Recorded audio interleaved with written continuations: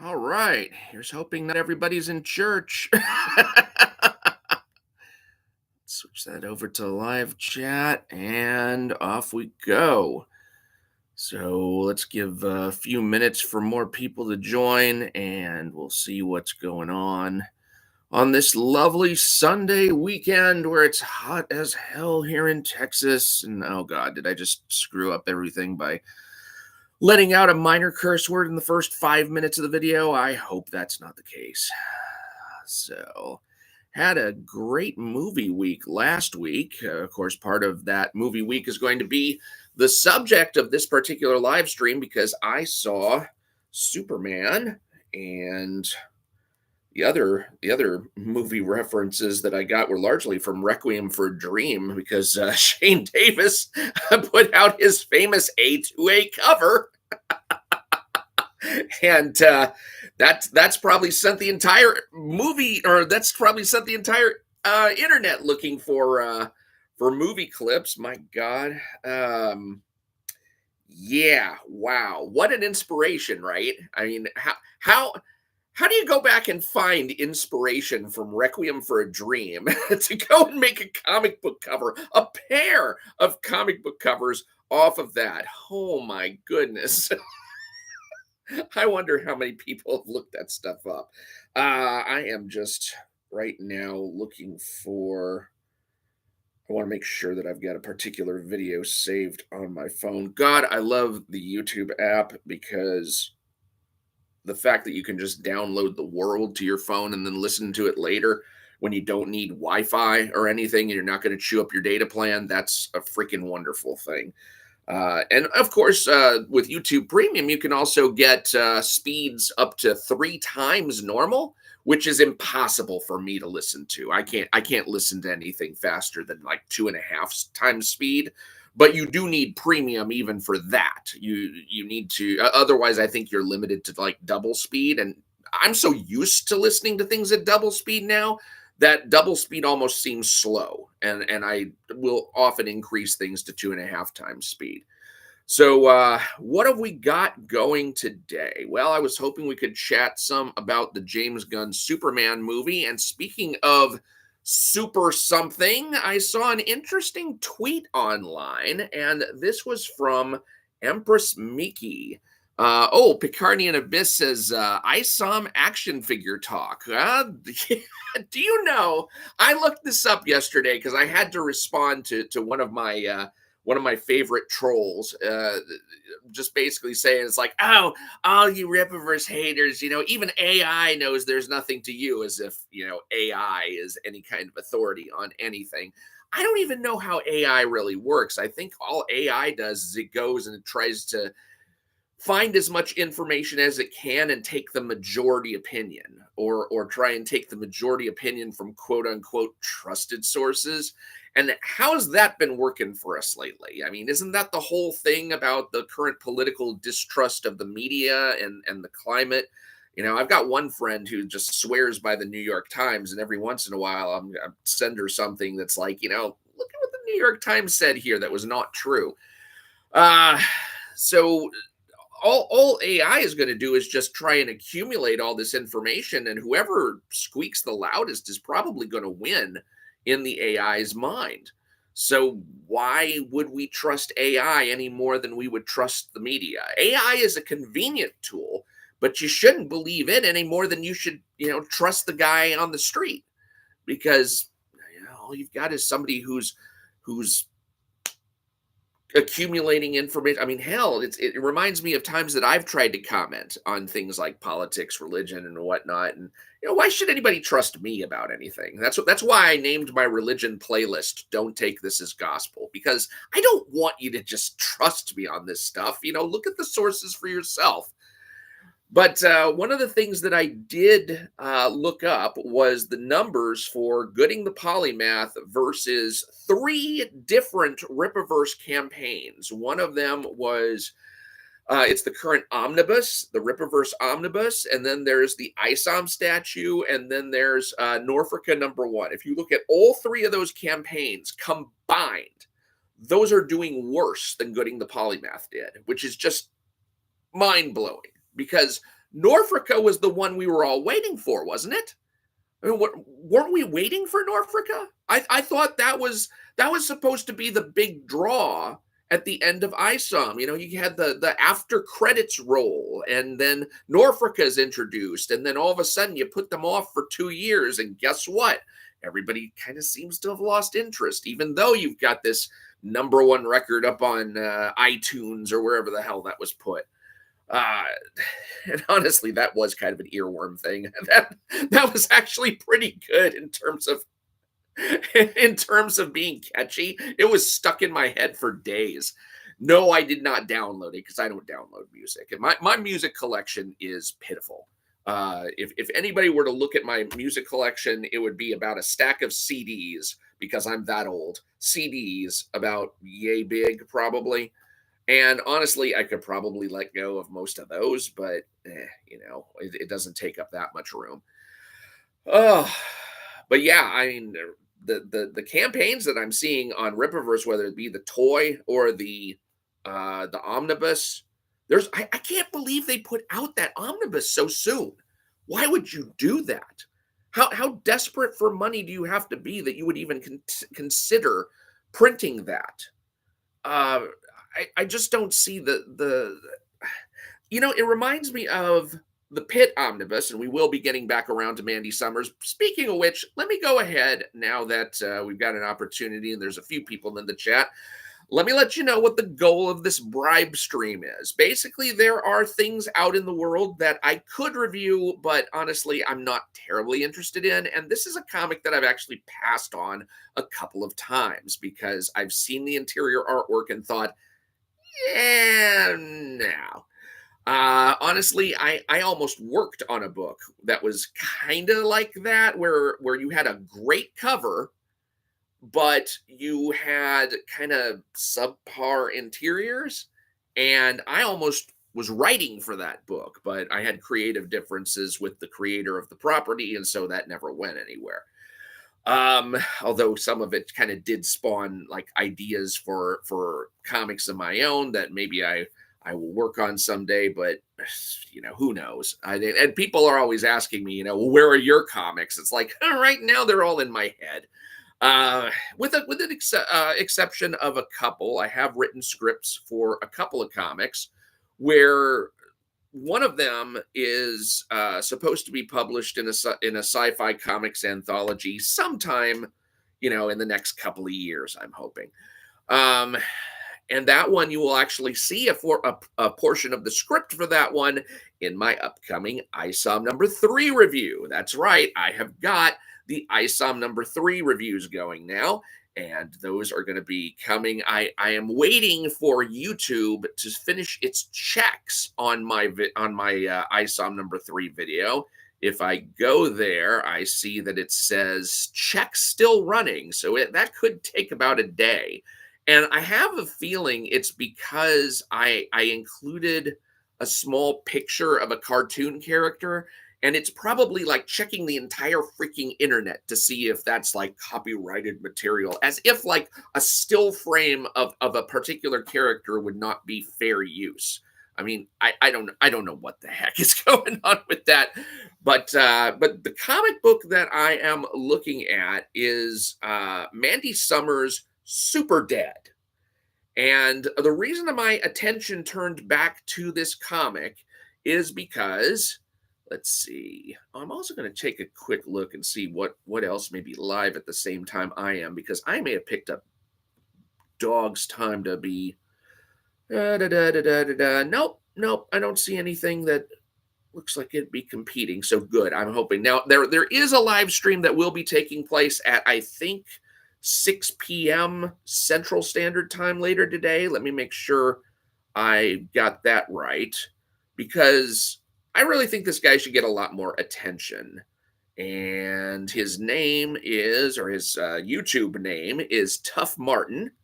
And he is supposed to be doing a Sunday live stream at, let's see, let's go into his community posts.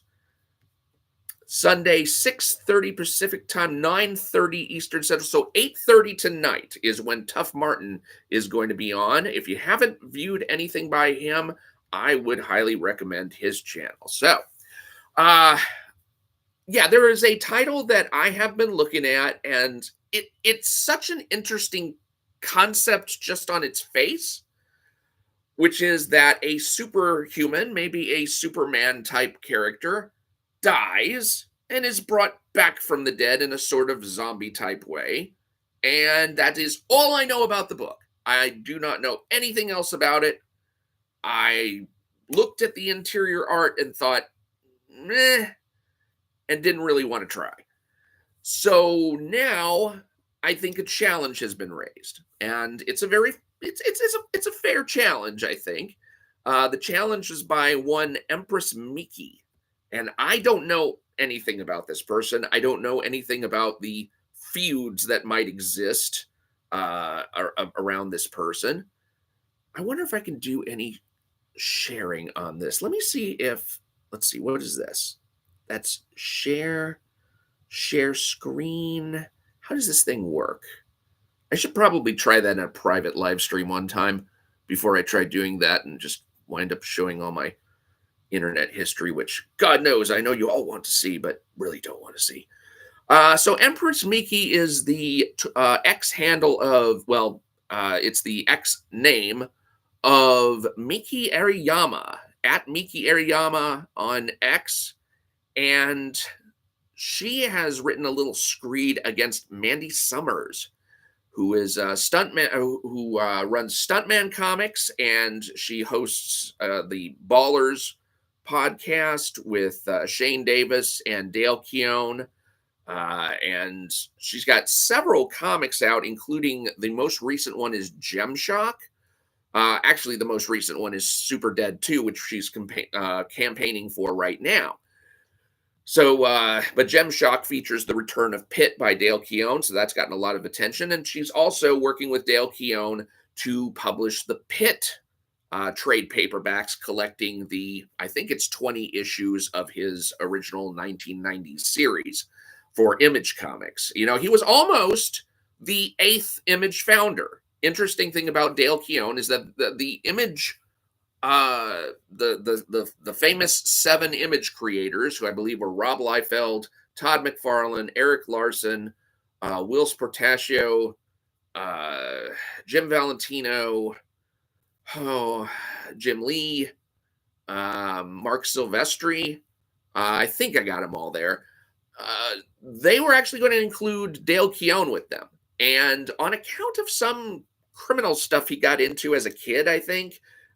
He's got a record in Canada that prevents him from traveling. I heard that on one of his on one of the live streams that he was doing. So so that wound up putting a kink in his plans, and I feel bad about that. Although when I first picked up Pit, not terribly impressed by that. I was in fact there's a section on cursing that I have back in my video on how to properly curse in comics, that if you look at that, I show a panel from Pit where it's like, you have this person cursing in a way that nobody would ever curse. You can't actually fill in these blanks.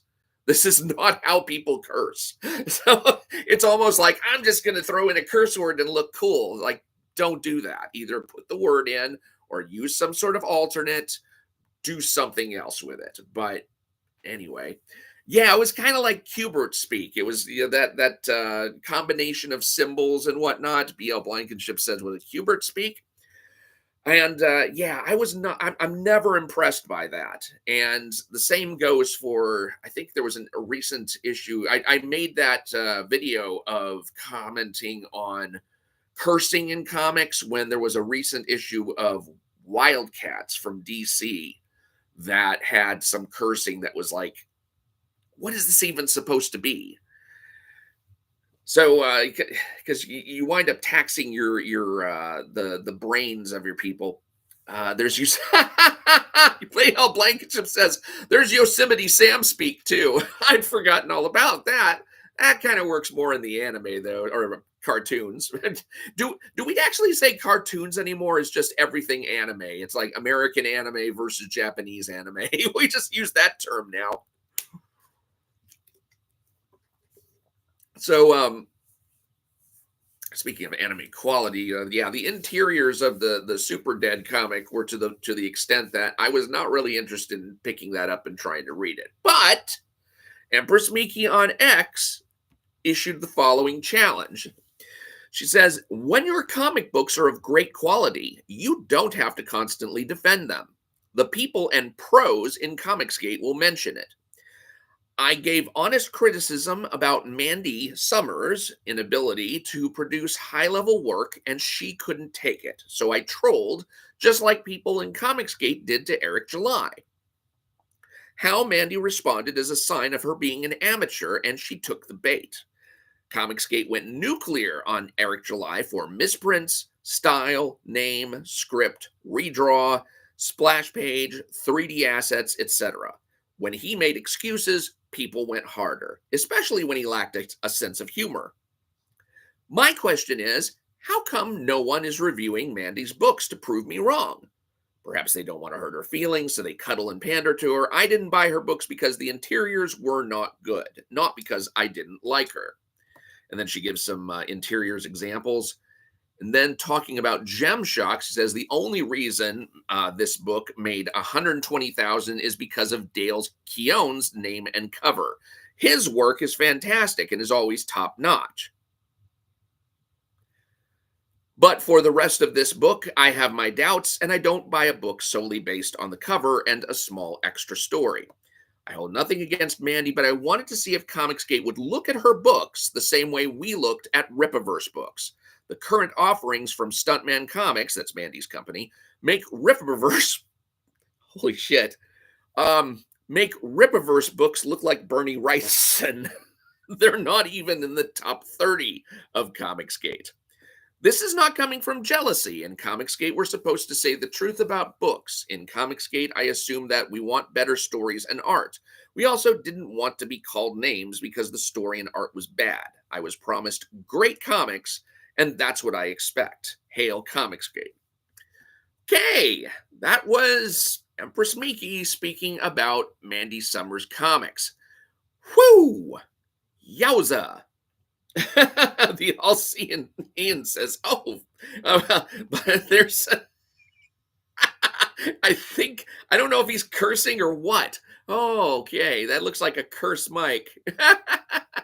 So, yeah, wow, challenge issued, and if y'all are willing to fund it, challenge accepted. So, for $90, I am looking to purchase Super Dead #1 and Super Dead #2 from Mandy Summers. I will be reviewing that the same way that I review the rest of the Rippaverse and Comicsgate books, and we will see where she falls on the scoreboard.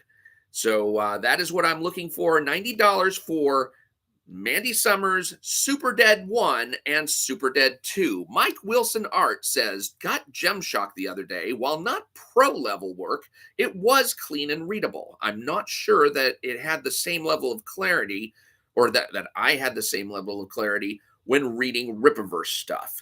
Yeah, and when you see my next review, which is going to be on the first 8 pages of ISOM #3, you're going to see exactly why Rippaverse fails in the clarity department. Whew, my goodness. I actually thought that I was going to have 50 pages for this first Rippaverse review, and I could only get through 8 pages before I had enough. And I had, I had to drop a video with that. That's all I had room for because it was just so much for 8 pages. It's like, oh God, this freaking book is going to take forever. Do you understand? There are 144 pages for ISOM #3. 144 pages. It's not fair that I have to go through all of this. Let's see. Picardian Abyss writes, Mike, did you read Deathmate back in the day? I know you respect Old Valiant. I did read, did I say read or write? Did you read Deathmate back in the day? Yes, I did. I read Deathmate back in the day. And here is what I think about that. That's actually a good series to comment on because Image and Valiant approached Deathmate in two entirely different ways. If you've read all of the stuff, then there were various portions of the Deathmate. They had like Deathmate Yellow, Deathmate Blue, and I think those were the Valiant ones. And then they had Deathmate Red and Deathmate Black, and those were the Image ones. Basically, what the idea was, excuse me, is that tying into a story from Rye number 0, which took the future of the Valiant universe and looked at it over the next like 2,000 years. There was a portion where Solar allowed his girlfriend, who he was sustaining with his enemy, or with his energy. God, I need to learn how to speak English.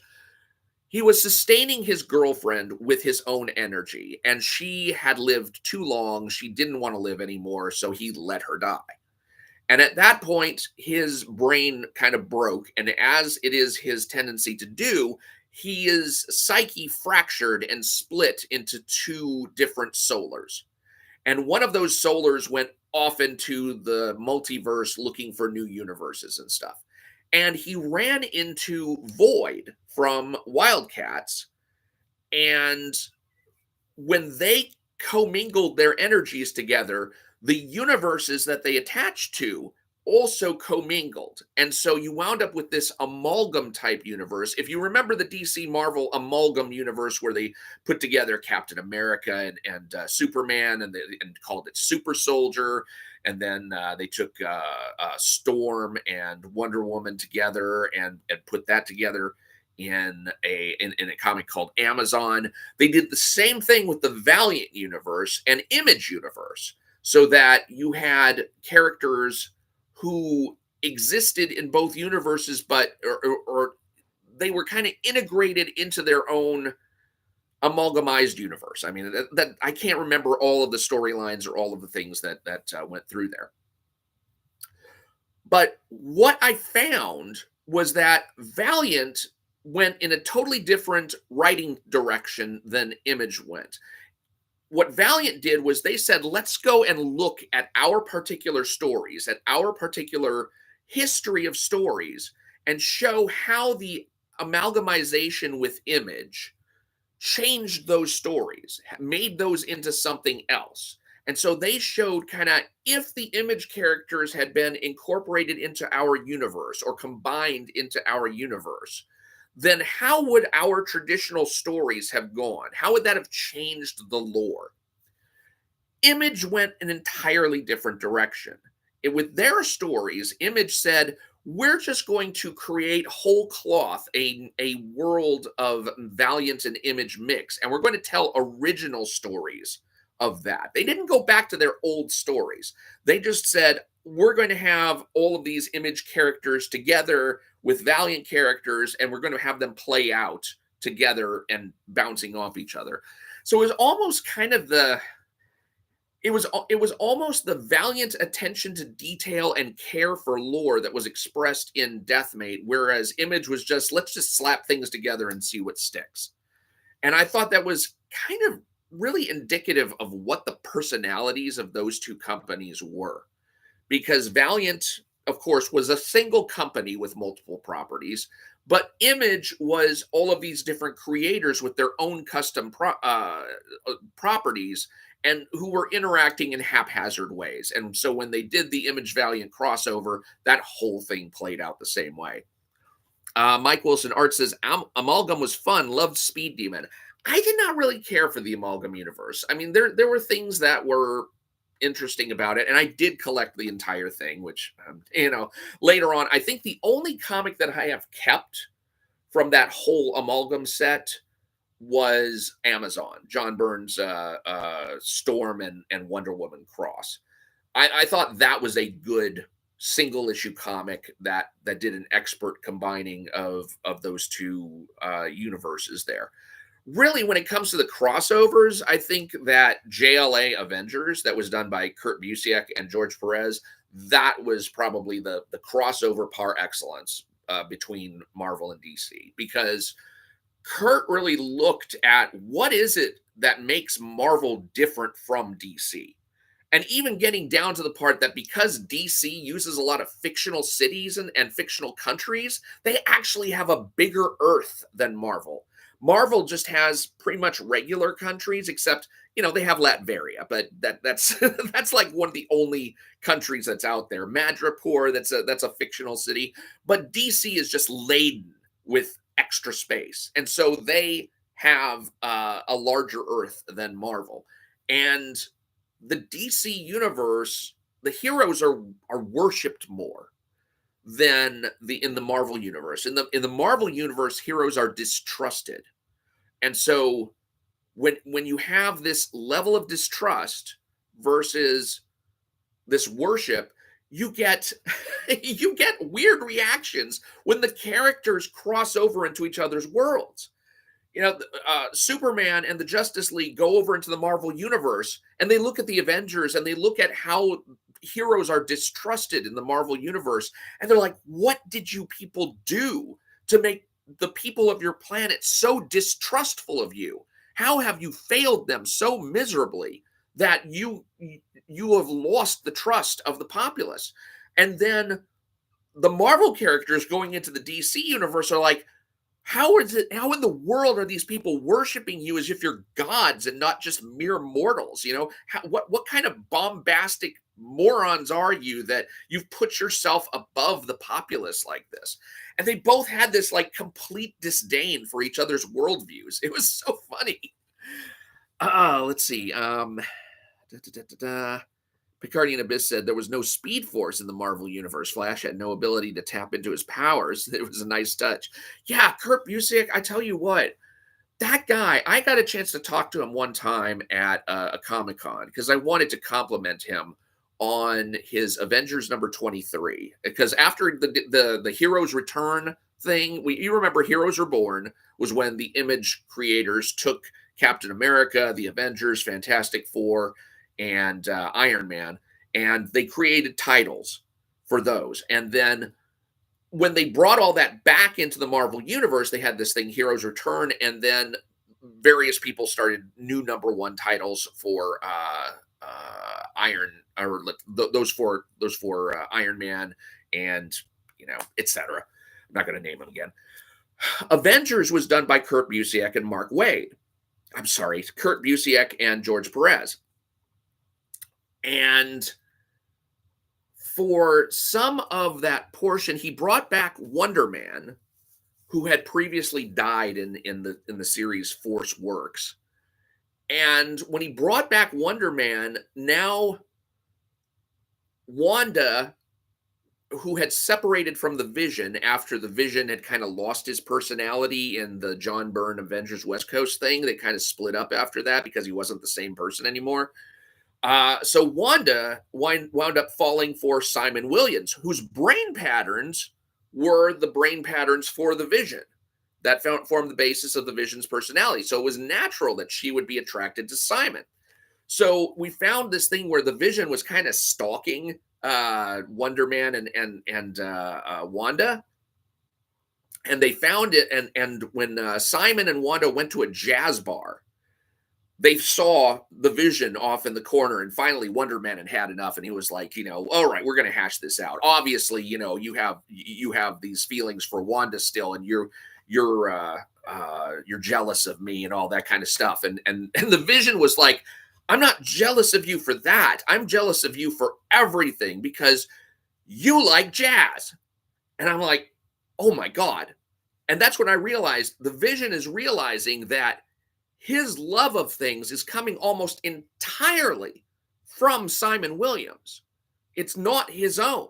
He's been programmed with these brain patterns, and these brain patterns that are not his are forming the part of his identities that he thought was his. And he's in such conflict over that.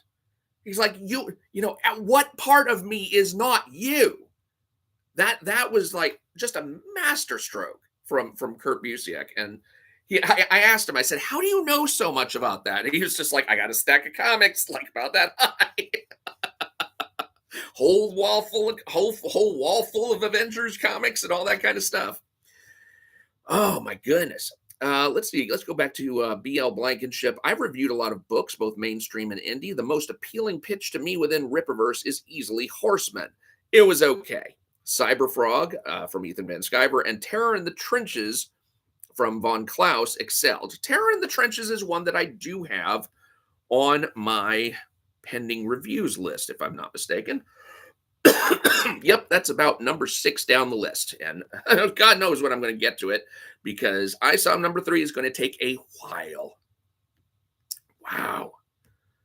Yeah, if anyone hasn't heard, my first review on ISOM number 3 is going to be the first 8 pages of a 144-page book. But hopefully there's enough content in that video because there was enough problems in that first 8 pages to be worth your while. All right, so $90 is the goal for Mandy Summers' Super Dead. Empress Miki has posted the challenge. Why doesn't somebody, if Mandy Summers' stuff is so great, why doesn't, and I'm saying it's so bad, not me, but Empress Miki, she's saying it's so bad, why doesn't somebody review this and prove me wrong? Well, let's see what there is to see, but is there any interest in that kind of review? I'm curious to know. So, who's willing to pony up for it? Let's talk about movies at this point because I did watch both Superman and Fantastic Four last week. And if you saw my short on from on YouTube last week, you would know that I was kind of really meh on Superman. I was, 20 minutes into that movie, I was kind of done. I realized this is not the kind of movie that I wanted to see, which is not to say that it was a bad movie, but it was not anything like the kind of movie I wanted to see. This was a movie that was not going to take itself seriously in the least, and was going to have a lot of tongue-in-cheek humor, as a James Gunn movie would, and it was just going to be fluff for the most part. And there are some people who that appeals to. I mean, a lot of people have told me that, yeah, I want to see a lighthearted Superman movie. I don't want to see one that's just, down and bitter and all that kind of stuff. Although I thought there was a theme of bitterness running through this one as well. I mean, one of the things that I have noticed about James Gunn when he makes movies, he has a tendency to rehash a lot. And the first instance I saw of that was his Suicide Squad. And I will probably make a movie of that someday. I'm sorry, make a video about that someday, talking about how his Suicide Squad is just the same Suicide Squad movie, but rehashed and done in his style. He really squandered his opportunity to make a good movie there. And I know there are a lot of people who love his Peacemaker series.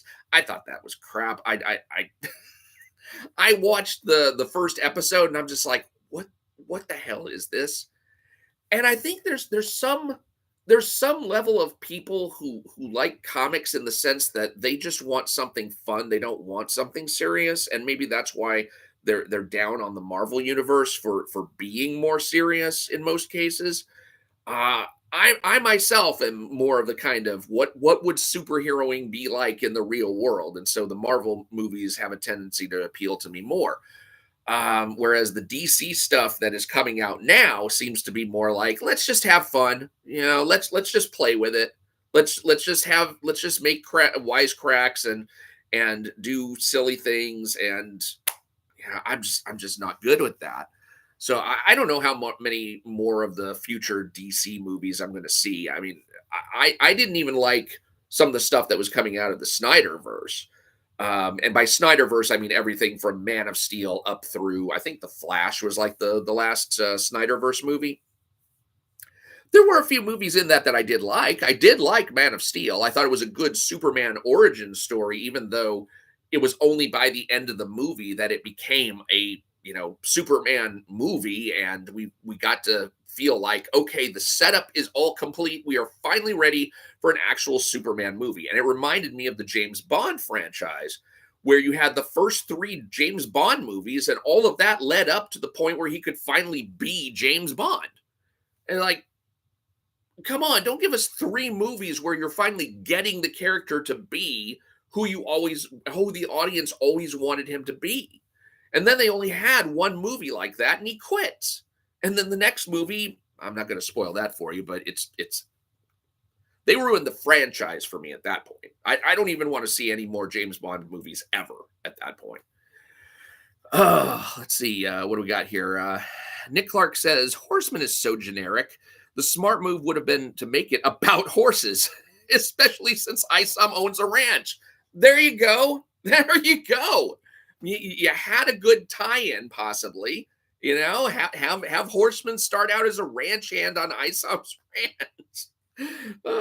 Batman in Yellowstone beating up Costner would have made a much better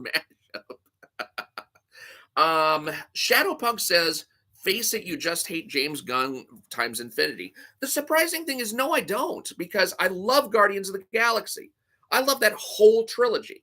I mean, I think 2 is a little bit but compared to 1, I mean, 1 is excellent. Guardians of the Galaxy, the first movie, excellent movie across the board. Guardians of the Galaxy 2, there's portions of it that I feel like go a little slow and you know, kind of rub me the wrong way a little bit, but not so much. I think part of the problem is that I think there was a major plot point that was spoiled for me early on, and so I wound up expecting it the whole time, and that really pisses me off. And then Guardians of the Galaxy 3, I thought that was an excellent conclusion, and I even watched the holiday special. I thought, oh yeah, this is pretty good. So I mean, the 2 and 3 were not really perfect movies, but I thought he made a really great trilogy. So no, I'm not sour on James Gunn. I'm just very, very surprised that when he goes over to the DC side of things, it's like all of a sudden there is so much less respect and less careful handling of the lore and the treatment and the powers and the characters and all of that. So where it more, it's almost like he approached it to the extent that nobody cares about these characters anymore, so I can just do whatever I want with them. That's really the feeling I get from James Gunn going over to the DC side. And I don't know. I don't know if there's going to be any fan backlash over that, or if it's going to be 6 of one, half a dozen of the other, and people are just happy to see the characters in some kind of movie somehow. Let's see. Picardian Abyss. James Gunn employed the Hoff, therefore he wins. You're talking about David Hasselhoff? I don't remember where that was. Was that in like what, Sharknado or something? I don't know if James Gunn had anything to do with that, but let's see. Resistance Publishing says, Mike, I have a script that I would love to have you take a look at and give your critique. Well, you and I are already hooked up on Gab, isn't that correct? Let me take a look at the chat. I thought, let's see, have you and I have had contact before, I think. I thought I had looked at stuff for you on some other occasion. If you do not have a Gab account, I advise you to create one. And let's see, was that no in the soundtrack of Guardians of the Galaxy? Oh, okay. I didn't know that. So James Gunn put David Hasselhoff in the soundtrack of Guardians of the Galaxy. Oh my God. Oh right, it wasn't in the. Let's see, we emailed back and forth before on my first script. Okay, well I've got. Yeah, we do the same. If you still got my email address, feel free to send that to me. And I've got to go through my emails. Good God, but yeah, the easiest way to get in touch with me on real time is to create a Gab account. And if you're not comfortable with Gab, I've got it. Or if for some reason you're in a country where Gab is not allowed, then I've also got a Truth Social account now, and it's both of them are at Michael J. Partika, so you can look me up there. I wish I had X, but X is happy not to have me. So anyway, why am I not on Twitter? Because I got banned. I got banned from Twitter, and it was in the post-Elon days too. So it was before it was after the amnesty had been granted, and there have been no other amnesties granted. Although I don't know if I'd even get an amnesty because my account was deleted entirely. So yeah, The last remnant of my ever being on Twitter is actually my book that I've got on Amazon. It's an Amazon exclusive book, and I've got about 1,000 tweets collected. This was back in the 120 character days of Twitter, and I put together like 1,000 funny tweets that I had made, or funny versus profound, etc. Whatever. And I was really surprised to see Ethan Van Sciver featuring my Amazon bio on his channel. Somebody sent him the fact that I have an Amazon author page out there, and my bio mentions that I've been on his channel as a comics commentator, which is true. I was on his channel one time, and it was because I had actually given feedback on his comic, and he had altered it, and so he invited me on his show, and I was on his show, and he was showing me the changes that he had made to Wrecked Planet based on my input. So yeah, I was on his show as a comics commentator. Yeah. Of course, he kind of screwed up that page after that, but oh well. What did I do officially? What did I do to get kicked off of Twitter? You don't know what Gab is? Yeah, www.gab.com. It is a Twitter type spot, Twitter/Facebook type space. Rough neighborhood. You're going to find a lot of undesirable types up there, but for people who have gotten kicked off of Twitter or something, it's one of the few places that you can go. There's also Truth Social. I've got an account there if that's more up your speed. I've not looked into any of the other places. At one point I was looking at Parler, but their desktop application was ass.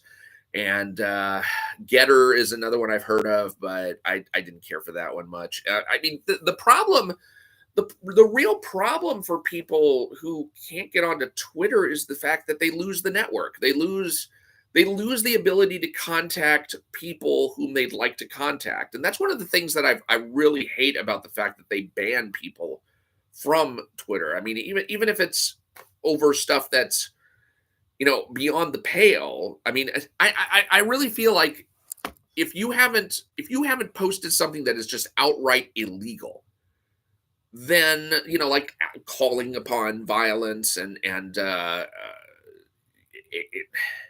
pretty much that's it, isn't it? Then you should not get banned from a social media outlet. Rather, just let people use their block buttons, because you are not, or you as a platform are not in control of what people say. And the whole idea that you would take a conversation that was offensive maybe to this group over here, who don't have to hear conversations like that if they don't want to, because they can use their block buttons as liberally as they like. The idea that you shouldn't be able to have those conversations at all on the platform, and that you can't have any conversations of any kind with any other people either, is just insane to me. It's like, we generally wouldn't do that to somebody in real life unless you were really trying to throw someone in prison for something that they had done.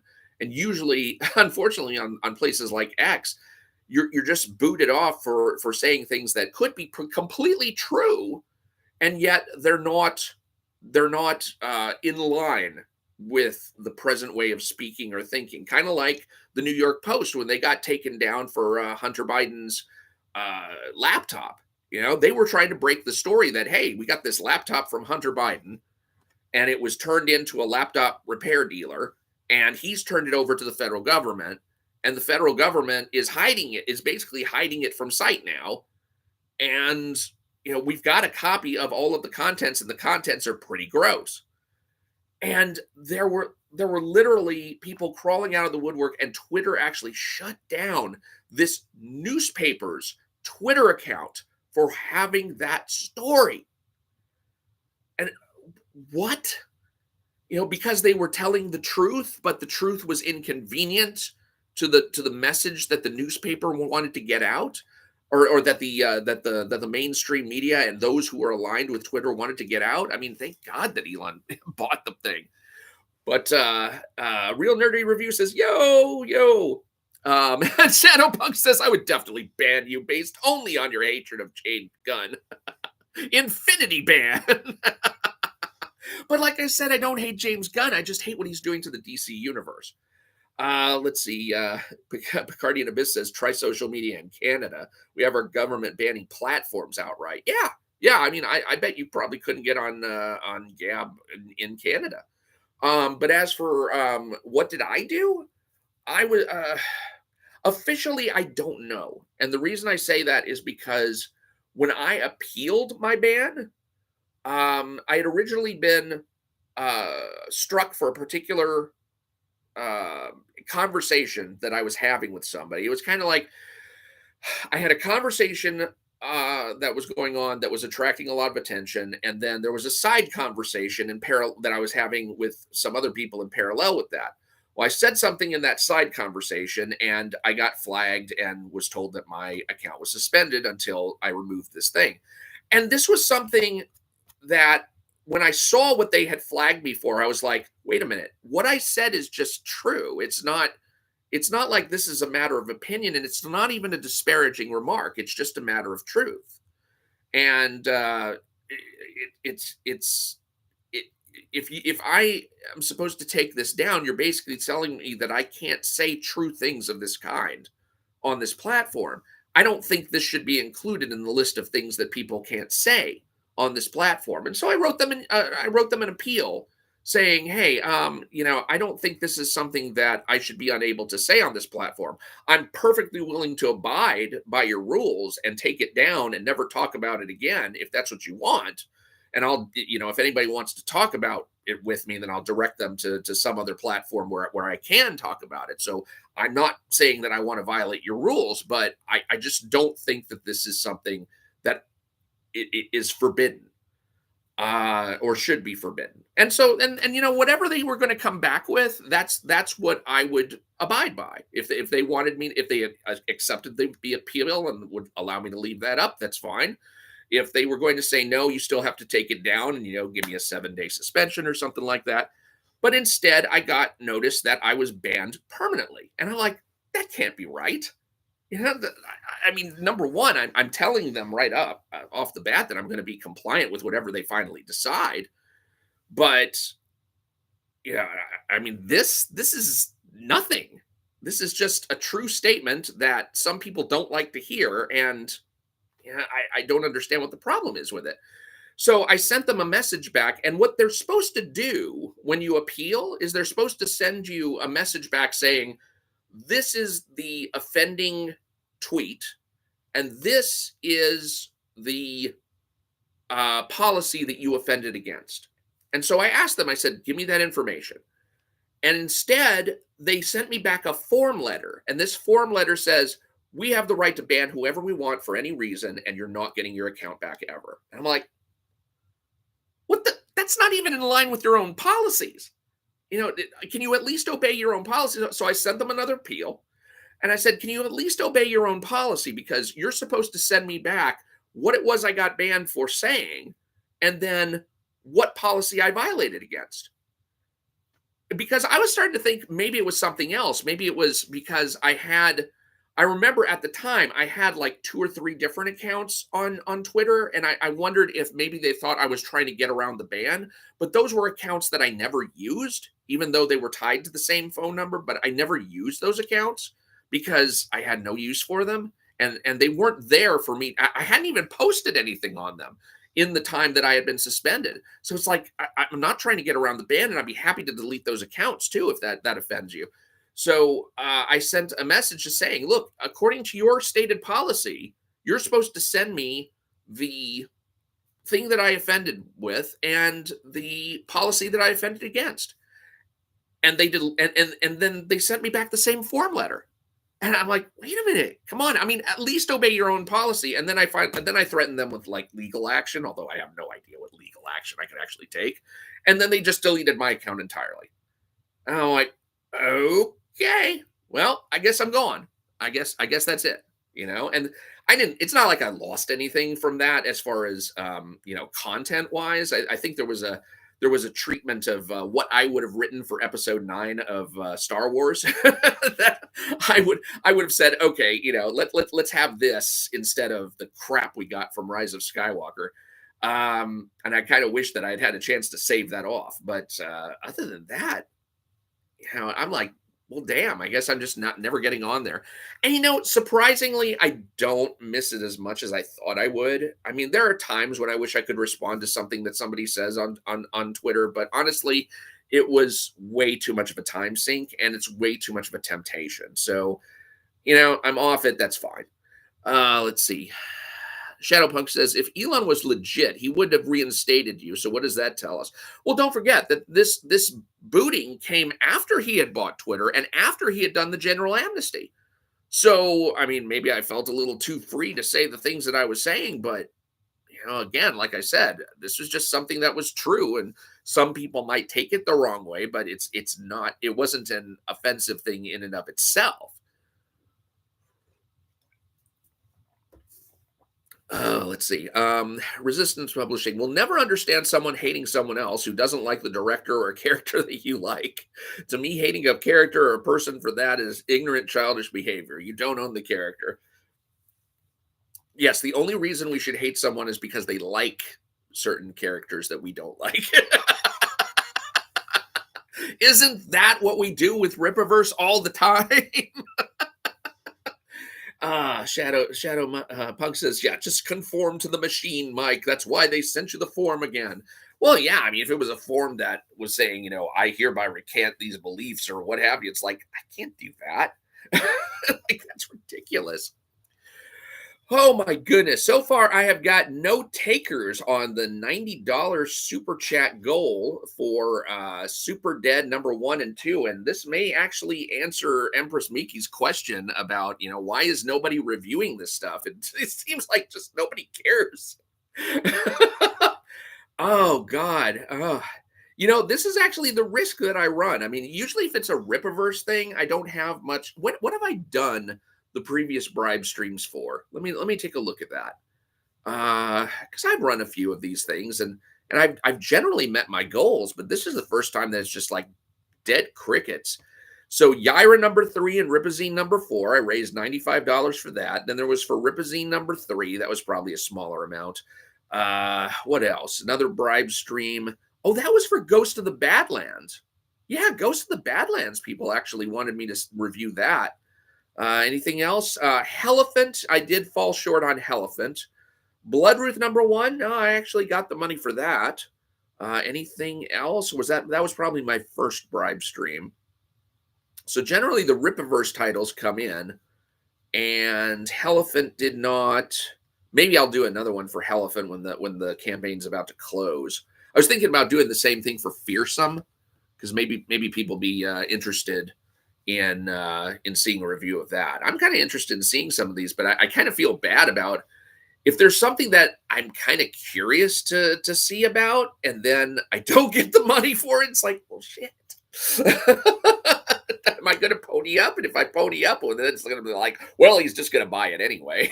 I'm like, nah, I probably shouldn't. And honestly, the fact that I have got, get this, I have got, looking at my list of pending reviews, I already have 1, 2, 3, 4, 5, 6, 7, 8, 9, 10, 11, 12, 13, 14, 15 different books. Not all Rippaverse. No, not all Rippaverse. In fact, there's only, let's see, I saw number 3, and then the Rippaverse Trinity book are the only Rippaverse books on that list. Other than that, well, I have to admit, Graveyard Shift by John Malin takes up a few of those slots. Because there's so much of that material. I can't believe how much material of that there is. And I'm almost hoping it's bad, because I would like to just be able to shred it for scans without having to buy a second copy, because I was not thinking ahead, and I did not buy a second copy of Graveyard Shift of any of those books. So I think I'm going to have to, it depends. I may have to plunk down and buy additional copies of those books before I do any reviews on them, which is going to suck, because, oh God, it takes so long between all these books that when's the next campaign going to be done? Shadowpunk. If Elon would let you on X, getting that $90 would be a breeze. Probably. I mean, if I could broadcast out to the world that I'm doing this bribe stream, because then all of the people who are either jumping on Mandy Summers or jumping on Empress Miki would probably get involved and like, go ahead, do it, because the people would be like, yes, it is quality. Here's some money and you're going to prove it. And then the Empress Miki fans would be like, yeah, it sucks. Here's some money. Go prove it. But I guess I'm not going to get involved in that after all, which is, I don't know. Maybe that's better that I don't get involved in this controversy, because apparently I started some shit about mint salad the other day. I'm wishing somebody would send me some links about that, whether they be Twitter links or whatnot, and tell me what the hell happened there, because somebody, I think Vito, did Vito start some shit? I don't know who started something. I mean, I was, and here is what happened, because maybe I need to put out this as kind of a public record, because I mentioned this on BTM Reviews channel when Katie did, like, came and stalked me there and was like, why did you say this about Mint? Which, it wasn't anything I'd said about Mint. Somebody had inferred the wrong thing. What happened? So anyway, Katie did was EFAPing a mint salad review of Matt Martin's Snowman, and it's not a book that I've read. I mean, I did a preview review of Snowman #1. I don't know which issue of Snowman this was on, and so I was watching the mint salad review, and I made a snarky remark or two, and then Mint Salad was actually on there herself. And she said, well, I started my reviews because Mike Partika's reviews are incomplete and frustrating. And I'm like, whoa, shots fired. So, so I went back to my channel and I posted this. What did I post? Let's see.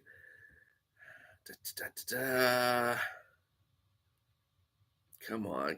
Where is it? All right. So yeah, this was 2 weeks ago, and I made a community post on YouTube that said, Mint Salad just told Katie Did's chat she was inspired to create her own comic book reviews because mine were frustrating and incomplete. This was right before, in her review, Katie was EFAPing. She said, some panels have a lot of details, but some don't. Thank God there's another reviewer out there who can provide the fullness and clarity my videos lack. Some heroes don't wear capes. But apparently somebody took my statement of that and Katie took me to task for saying, well, Mint didn't say that exactly. And it's like, well, no, she didn't say that exactly. I mean, there was I went and I found what it was that she'd said that seemed like that. Or it was like, oh, there's not much detail over here, but there is a lot of detail up here. And, sometimes I can't see what's going on. It's like, okay. But anyway, somebody must have taken that remark of mine and then mixed it in with some kind of rumor that was going around that it wasn't really Mint Salad who was doing the reviews or making the notes, but that it was rather Riley who was doing the reviewing, and then he was just giving it to Mint for her to review. I'm like, I never made any claim like that. I don't know who the hell did. And nothing I said implies that. So, yeah, I mean, I don't know. I was just jabbing for jab. That's about it. And other than that, I even told one of my followers on YouTube who was saying, well, we don't want to get in an echo chamber and just listen to reviews from one person. I'm like, that's fine, And if you think that she had a review out there that adds something that mine did not, then tell me about that, because I would be happy to learn from that. It's not like I'm looking to be deficient, or if I'm frustrating and incomplete, then, that's not my goal, certainly. Although I don't, there were often times when I'm not going to try and review the entire book just for, sake of spoilers, or because the book itself doesn't warrant that. Like one that I know was kind of frustrating and incomplete for some people was my Yaira #2 review. They felt like after I was done reviewing Yaira #2, they still didn't really have a feel for what the book was about. And that was because I didn't really have a feel for what the book was about. That book was so freaking, oh God. By the time I got to the end of the book, I was like, I don't know what portions of this book are real and what portions of this book are fake. Because toward the end of the book, we learned that Yaira's been under some mental control, and so she's not always seeing what's really there. And I'm like, okay, so I don't know what's often really there. And until issue 3 explains that to me in detail, I'm probably not going to know. So that's, let's see.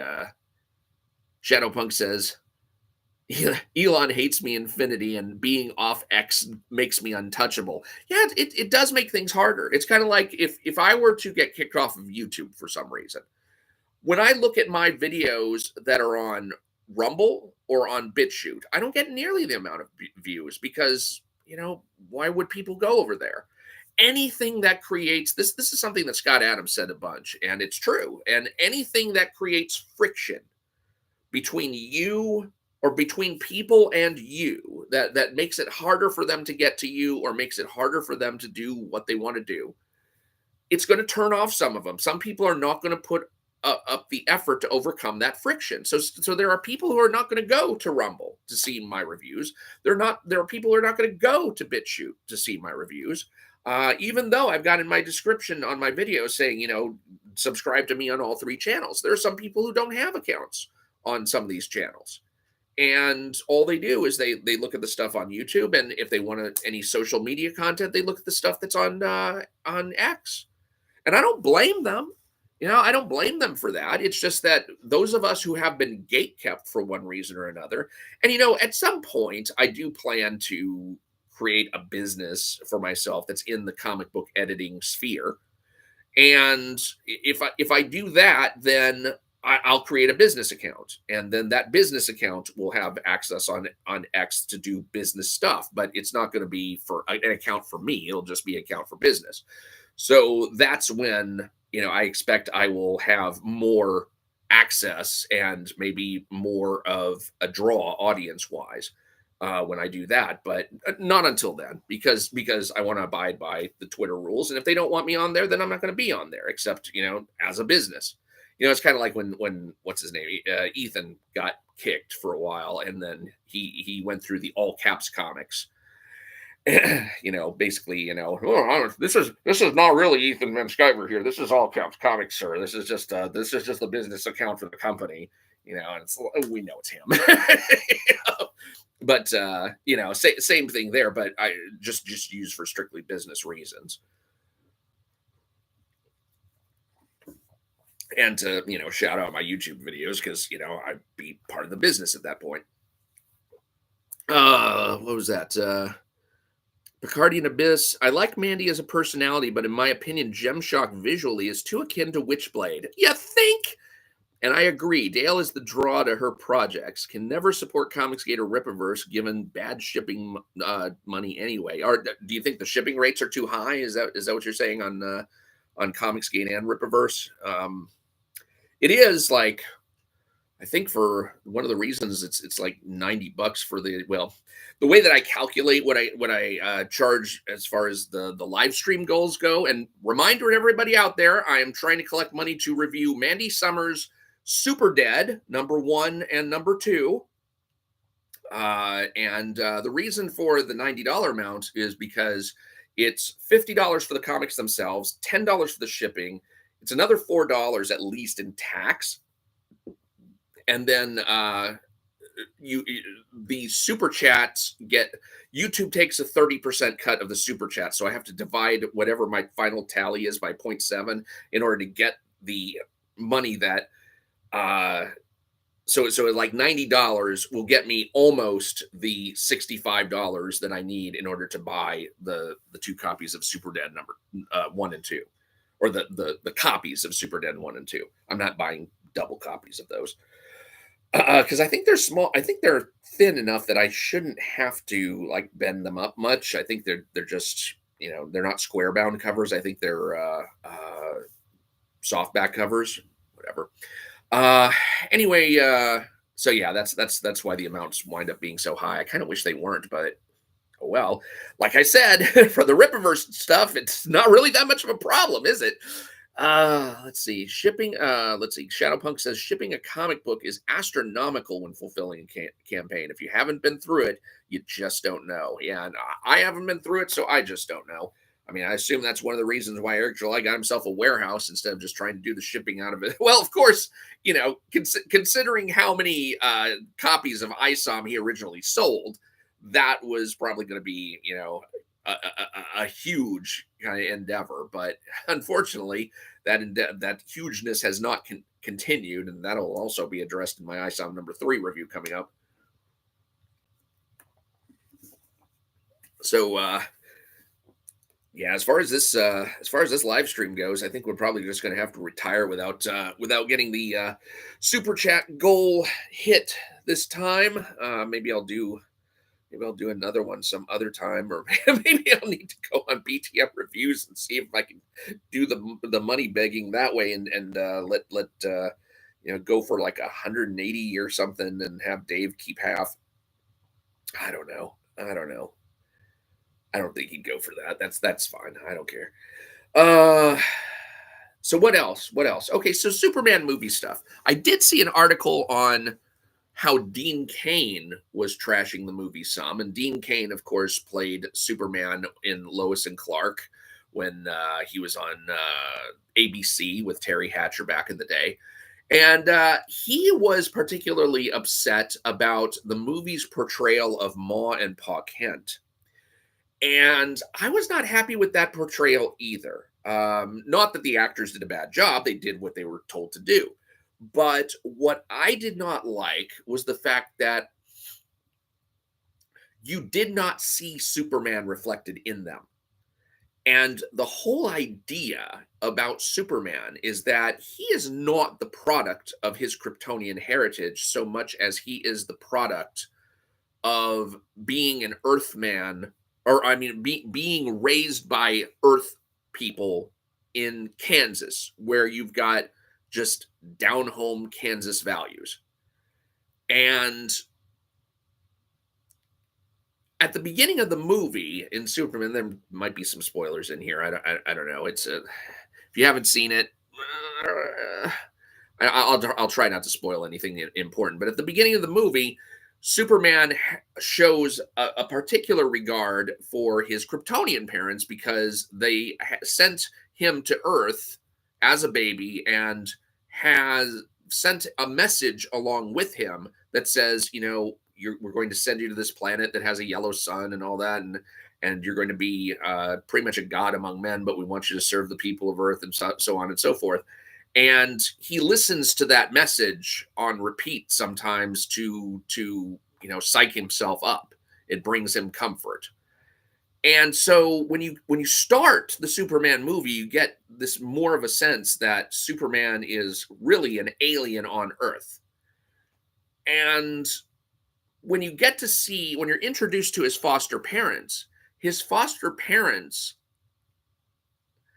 they are definitely down home folk, but that's all they are. They're like caricatures of they're like stereotypes of the country bumpkin as opposed to three-dimensional people.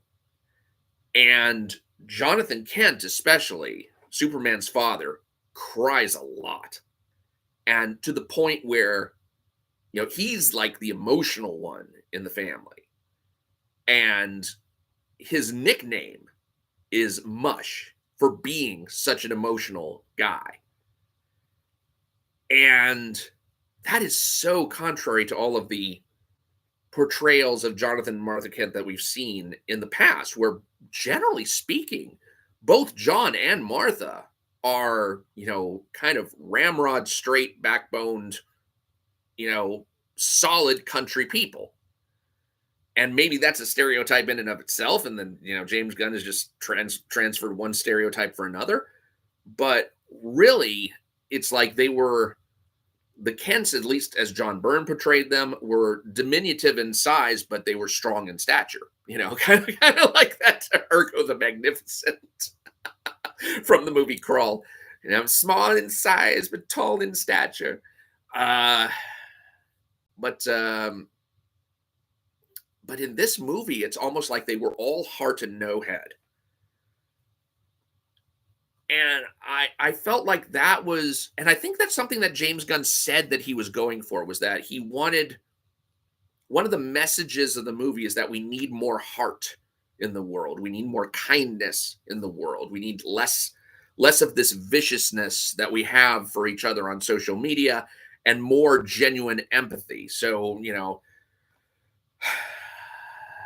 it was really an attempt to show the Kryptonian values as being something that Superman would later reject in favor of the Earth values. But the only Earth value that was given was one of just kindness and empathy and, oh, you poor puppy kind of feeling.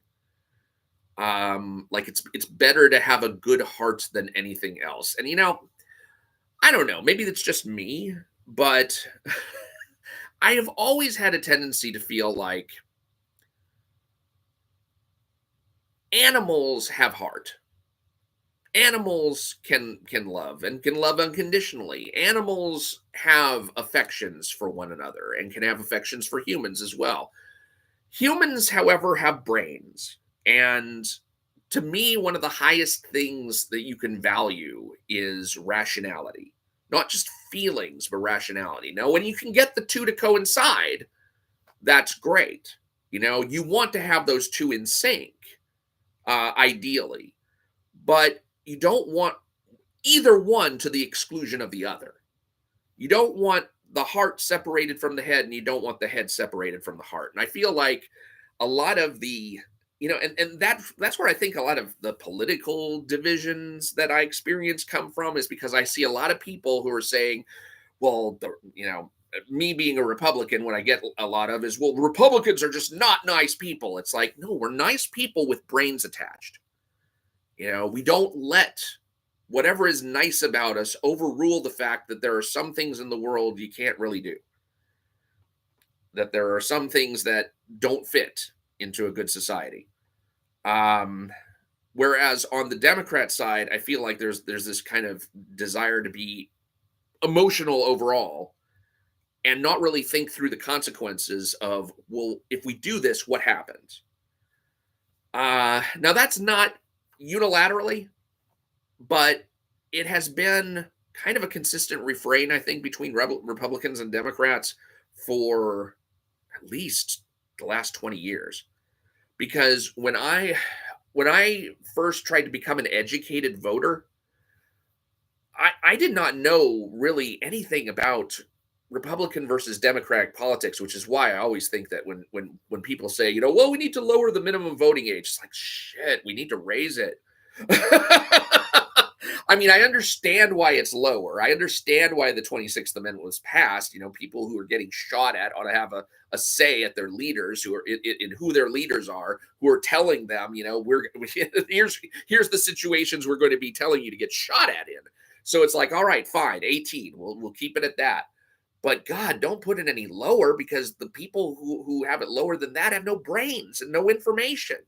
They're just told stuff on TV, and they don't know enough not to believe it. They're told stuff in their schools, and they don't know enough not to believe it. They're told stuff in I was going to say they're told stuff in their churches, and they don't know enough not to believe it. But I mean, seriously, I've seen people talking from the pulpit and saying stuff that was more political than religious. And it's like, dude, you need people who can actually have a base of information to draw upon, and critical thinking skills to draw upon. And God, people under the age of 18, by and large, have neither of those. And I know, because I was one of those. And I was pretty typical back then. We didn't know anything. My first time voting, I think I voted for Clinton twice. And I remember the only thing that I was really going on, although I looked at Ross Perot, and I just felt like, okay, George Bush appears out of touch, and Ross Perot seems like a clown. even if he's a clown with good ideas. And I don't trust a clown to be running the government. So I'll vote for Clinton. And that was what I did. And then I voted for Clinton again because by then the Lewinsky affair had not yet popped up. But then I lost all confidence in the Democrats when the Lewinsky affair popped up, and all of a sudden Democrats were like, "Oh, we need to just be forgiving and stuff towards things like adultery and whatnot. We can't be pointing fingers at people and holding them to account and all that." Like freaking hypocrites. The only reason you are taking this position is because it's your guy who's being threatened with getting out of office. And by the way, you've got a Democratic vice president, so why don't you just let him take over? This guy perjured himself. He deprived an American citizen of justice in a trial that he himself was personally involved in. And you want this guy to continue being president? Like, what did you pick a vice president for? So anyway, so then, of course, George Bush, I voted for him because I was so disgusted with the Democratic Party. But then the war started because September 11th, 2001 started. We were 4 years into the war, and I really didn't know who to vote for. I really did not know who to vote for. And I did not have a political philosophy of my own. I had never studied the political parties. And I said, well, what am I going to do? You had Bush and you had Kerry. I don't know what the difference is between the two. I don't know what the difference is between Republicans and Democrats. And I was, what was it, 2002 or no, 2004 at that point. So I would have been, was I 32 at that point? Jesus, was I that old? Let's see. Yeah, that's about right. I would have been 32. So I didn't know anything politically. And they want 16-year-olds to vote. Fuck you, guys. So I'm twice people's age, and I'm barely have a clue politically. And there are people who want 16-year-olds to vote. It's the dumbest fucking thing. And so where was I? Oh yeah, Bush versus Kerry. What am I going to vote for? And I said I'm going to read the party platforms. I'm going to read the Republican platform, and I'm going to read the Democratic Party platform. And when I did that, I saw that there was a clear difference between the two parties. And the difference was Republicans wanted America to be the best that it could be. The Democrats wanted America to be respected by the rest of the world. And I could not give a shit what the world thinks of America. I want America to be the best that it can be. So I voted Republican, and since then I've been voting Republican. But it wasn't really until McCain versus Obama that I started actually reading political ideas, actually reading things like Town Hall magazine, like National Review. I tried Huffington Post. I didn't think the people on Huffington Post had any interest in being human, much less, authorities on how we should vote and stuff. So I just kept reading the conservative websites because they seem to at least have their heads on straight about what it means to be a human being. And so, I just kept going in that vein, and I have continued to ever since. So, but how the hell did I get off on that? But yeah, the reason being is because one of the things that I learned was, especially from reading Thomas Sowell, who you may have seen his picture in the Eric July's studio. That's the red and blue picture of the black professor on the wall. And then when I was on his Monetize Your Haters segment, I was actually on one of those segments, which apparently you can't find even behind his paywall. I think I did too good a job. I actually drew attention to the fact that he had that on there because I asked him, have you ever read the book Black Rednecks and White Liberals? Because Isam's coming off as a black redneck. And that book was written by Thomas Sowell. So I was wondering if he had read that, and apparently he had not. Because he was like gearing up. It's like, oh, Isam's a black redneck, huh? Let's talk about that. It's like, yeah. Have you ever read Thomas Sowell's book, Black Redneck? I was like, no, I have not. And so I was pointing out the theme there that Isam was fitting into. But yeah, one of the things that I learned from Thomas Sowell is that there are a lot of people who want to do things that sound good who don't think about the actual consequences of doing them. And one of the, like, I think, what was it? Charles Krauthammer used to say, God, I miss his commentary. Charles Krauthammer used to talk about, we can have a generous welfare state, and we can have, if we have a border that is under control. If we can control immigration, we can have a generous welfare state. But we cannot have a generous welfare state if we have an uncontrolled border where people can just flood into the country and take welfare benefits for themselves. If that's what we've got, then the nation is doomed. You have to have a border if you're going to have a generous welfare state.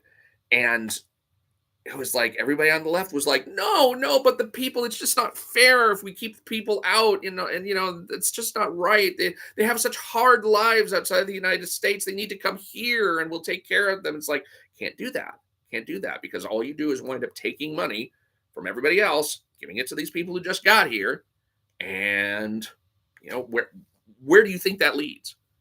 Especially if, we just keep getting more and more and more people across the border. Where do you think that leads? It leads to everyone being impoverished.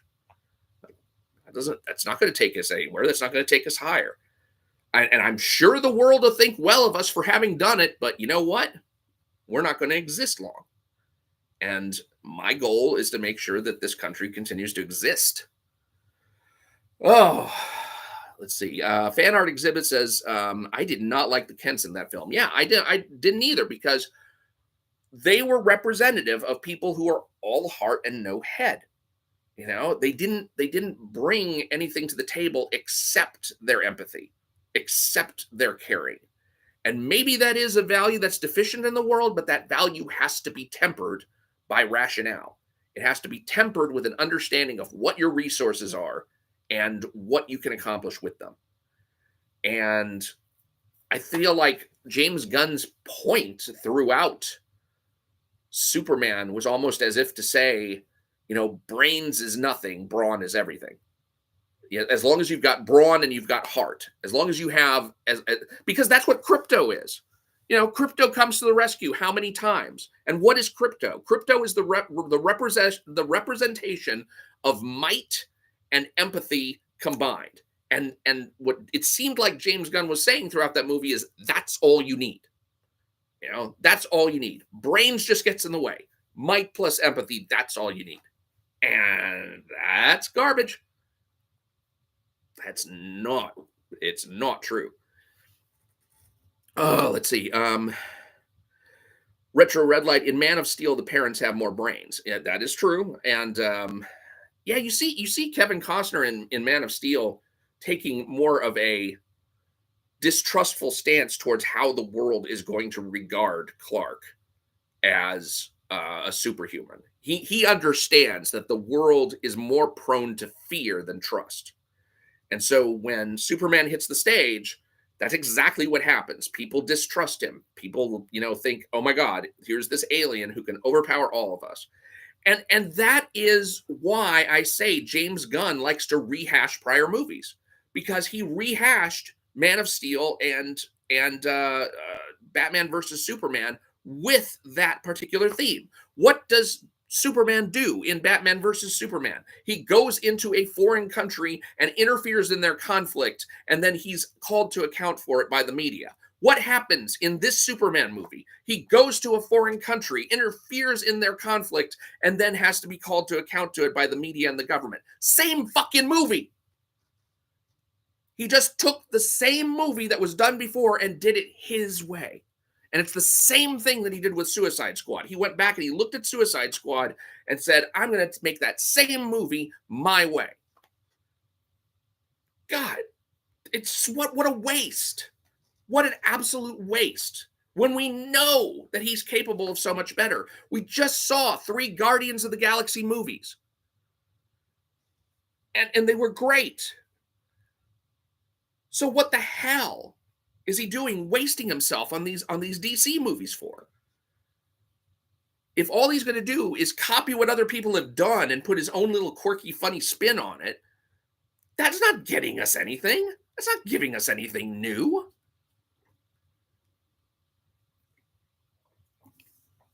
I have no need for that. I have no need for rehashed. I was going to say rehashed trash, but I liked Man of Steel. I just didn't like Batman versus Superman. Let's see here.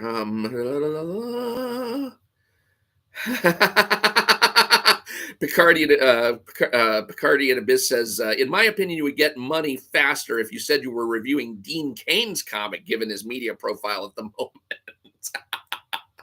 Yeah, as a reminder, anybody who's interested in donating, I'm looking for $90 to review Mandy Summers' Super Dead, #1 and #2.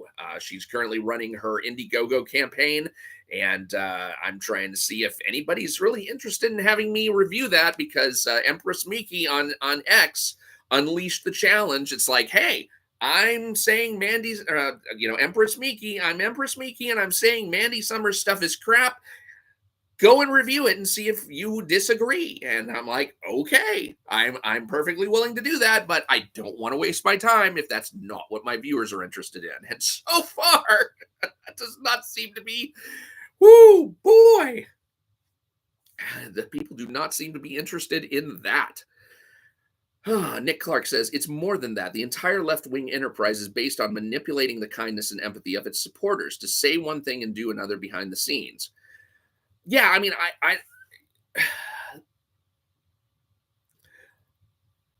I have a tendency to feel that the left wing actually feel what it is they say they're feeling in most cases. I tend to think that when you see that emotional output, that it's genuine.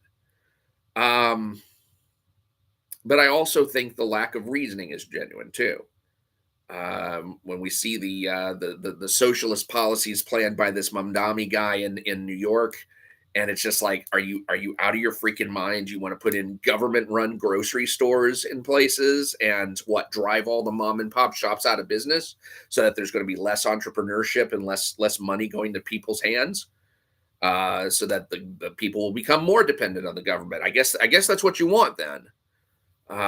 It's all about, doing stuff that sounds good, but it feels good, but doesn't produce the results that you think it's going to. The all-seeing Ian says, I have the Dean Cain comic. I didn't finish it, but as far as I read, it was like a TV series pilot, as you'd probably expect. Resistance Publishing, Mike, don't you know Eric doesn't even read his own comics? You expect him to have read Thomas Sowell?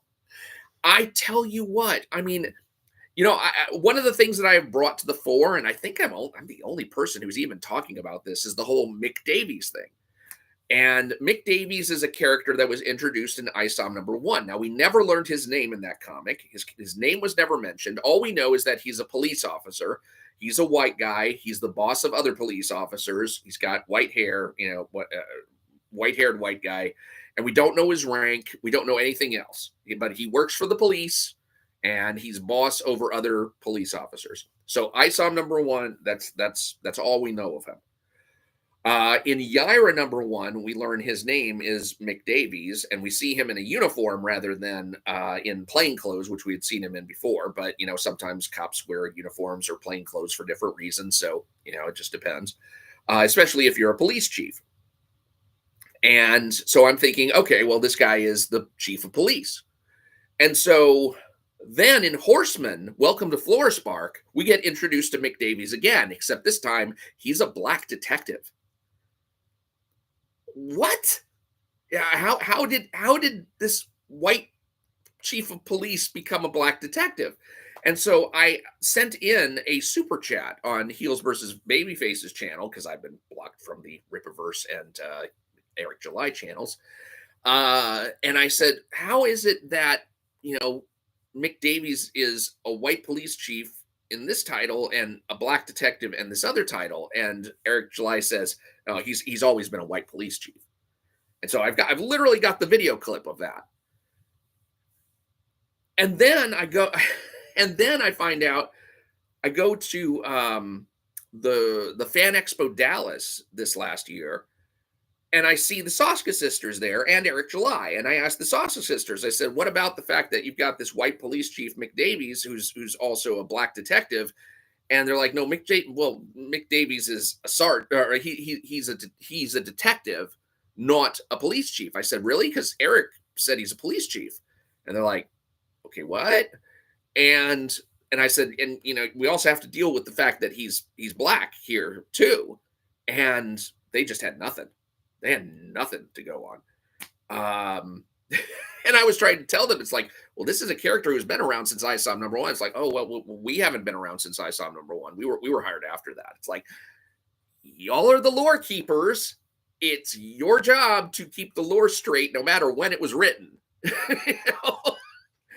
So what are y'all gonna do about that? So anyway, I left him a packet, and then I talked to Eric July, and I said, well, they just, the Saska sisters just said that he's a detective and not a police chief, and he's like, oh yeah, that's right, he's a detective. It's like, because you told me on Super Chat that he was a police chief. You're like, yeah, I'll have to look into that. You'll have to look into that. You'll have to look into this character that you created and tell me whether he's a detective, a police chief, or something else, like a sergeant, like he's in the concept art book, which is also there, or a detective sergeant, like on the Documon card, or a detective, like on the website, or white in several places and black in Horseman. You're going to have to look that up. You can't just tell me. How many characters do you think you have? I'm like, what the hell? So yeah, the when you say he hasn't read his own books, I don't think he has. I don't think he has read these books to know what's been portrayed where. I don't know that he's ever read Horseman. Because how would he miss the fact that there is a Mick Davies who is a black detective in that comic? How would he miss that? Picardian Abyss says, love Dean Cain. I would own the comic if possible. Resistance Publishing says, okay, Mike, I just sent you the script to your email. It's labeled new edits. Okay, I'll take a look. I do have a lot of stuff that's on my plate. So if you have any kind of like time frame or something that you're wanting to get this looked at, let me know that as well. Resistance Publishing says, I grew up on a farm, and you have to have both brains to manipulate, to maintain the farm, and finance, and heart for dealing with the animals, and patience with family. Fan Art Exhibit says, the original Jonathan Kent in the 70s film is still the best. His death is the lesson Clark needed to learn that even Superman can't save everyone. Retro Red Light says, I heard the extended cut of Batman versus Superman is a lot better. It's not. It might be slightly better, but it's still a bad movie. And you know what? I don't even like the Snyder cut of Justice League. I actually think Joss Whedon did a lot to shore up Justice League with his edits. The Snyder cut did not do it for me at all. The All-Seeing Ian says, give it up, Mike. They're never correcting the Davies conundrum. I honestly wonder, but I heard somebody say that Saints and Sinners is supposed to have a Mick Davies story, so I'm waiting on that. And he might also appear in ISOM number 3. I'm not sure. Let's see. A Mick Davies action figure would have at least 3 different heads to choose from. Now, actually, I have a theory that would combine 2 of the Mick Davies into one, so that there would only be 2 Mick Davies in the universe. And I feel like a physicist who's having to unify the fundamental forces, and it's like we finally managed to figure out how the strong force, the weak force, and the electromagnetic force all fit together and can be expressed as a unity, but we're just working on gravity still. And that's what dealing with this Mick Davies shit is like. That's what it's like. Like, we've almost got all of the fundamental Mick Davies of the universe unified, but we just need that one last leap of physics in order to figure out what this is, why it is that we have this Mick Davies conundrum. Let's see. Retro Red Light says, Rippaverse, we don't care about writing, but we always ship on time. No shit. And I'm like, what the hell took ISOM number 3 so long, considering how little there is to it so far? Well, I'll be getting into that in my reviews. In fact, let me take a quick look at my channel to see if it's still running checks. God, checks are still running. Like, is it just going to be checking forever? Is it checking it against every single appearance of that cartoon character I included in there? It's like, good God. I think I've done this before where I just went ahead and went public with a video without waiting for the checks, but I was kind of hoping not to do that. But I may have to, because I don't want to. I'm at least going to. I will at least publish the ISOM number 3 review, my first ISOM number 3 review tonight. Sometime tonight, I will be publishing that. So anybody who's been waiting on the ISOM number 3 review, you will get your first review tonight. But right now, we've got no takers for Empress Miki's challenge. Have someone review Mandy's books to see if they're okay or not, or if Empress Miki's opinion that they are garbage. Wow. Okay. Because I'm looking for $90 for Super Dead number 1 and 2, and wow. How many of y'all are, those of you who are watching, I see we've got like 14 people watching. How many of you have even heard of Mandy Summers before today? I'm kind of curious about that. Who has heard of Mandy Summers? Have you ever seen her on YouTube? Have you ever heard of her comics? Gem Shock, Super Dead, Wart the Wizard. There might be others. Fan Art Exhibit has heard of her. Let's see. Yeah, Picardian Abyss says, woohoo! Tonight, ISOM number 3. Thank you, Mike. You're welcome. Rippaverse Publishing time frame is 2 months. All right, I will do my best to get that back to you. Let's see what else.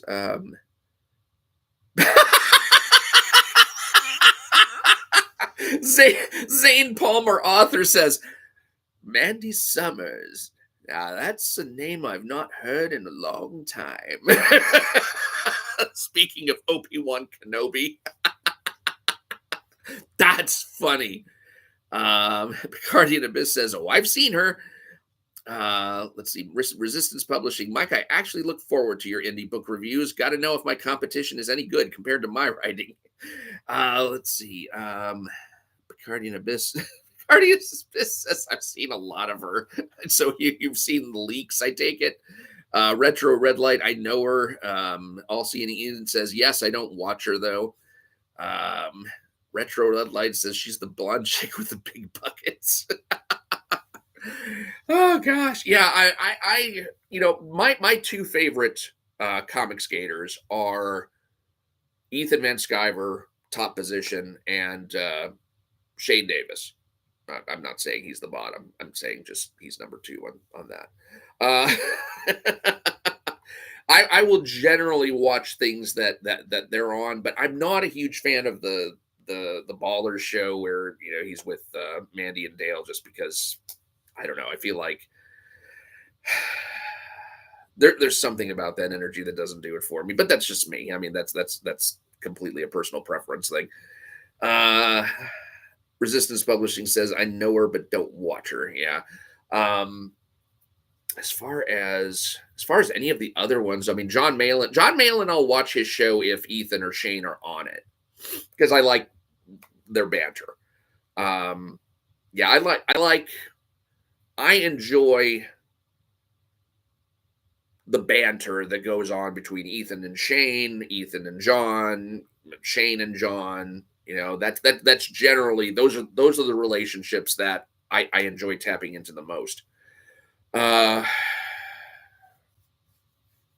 sometimes, yeah, I mean, other than that, those are just my personal favorites.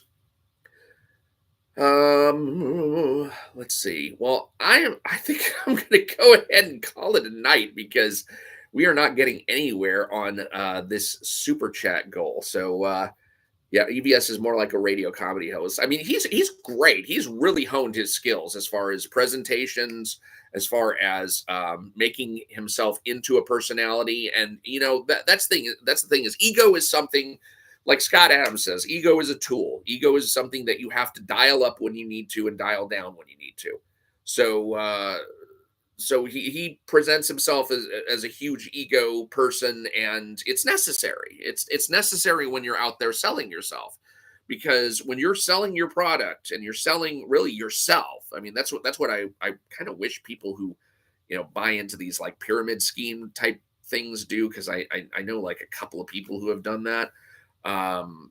You're not really selling whatever product it is you're trying to sell. You're really selling you. You're selling what you appear to be. So if you don't have the right persona for what it is you're trying to sell, then you're probably not going to sell it.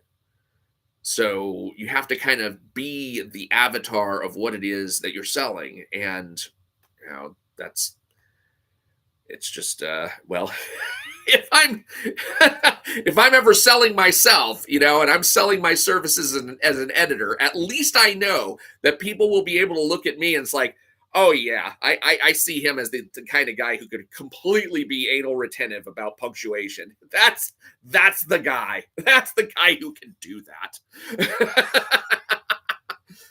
Oh, let's see. Picardian Abyss says all Comicsgate streams seem natural.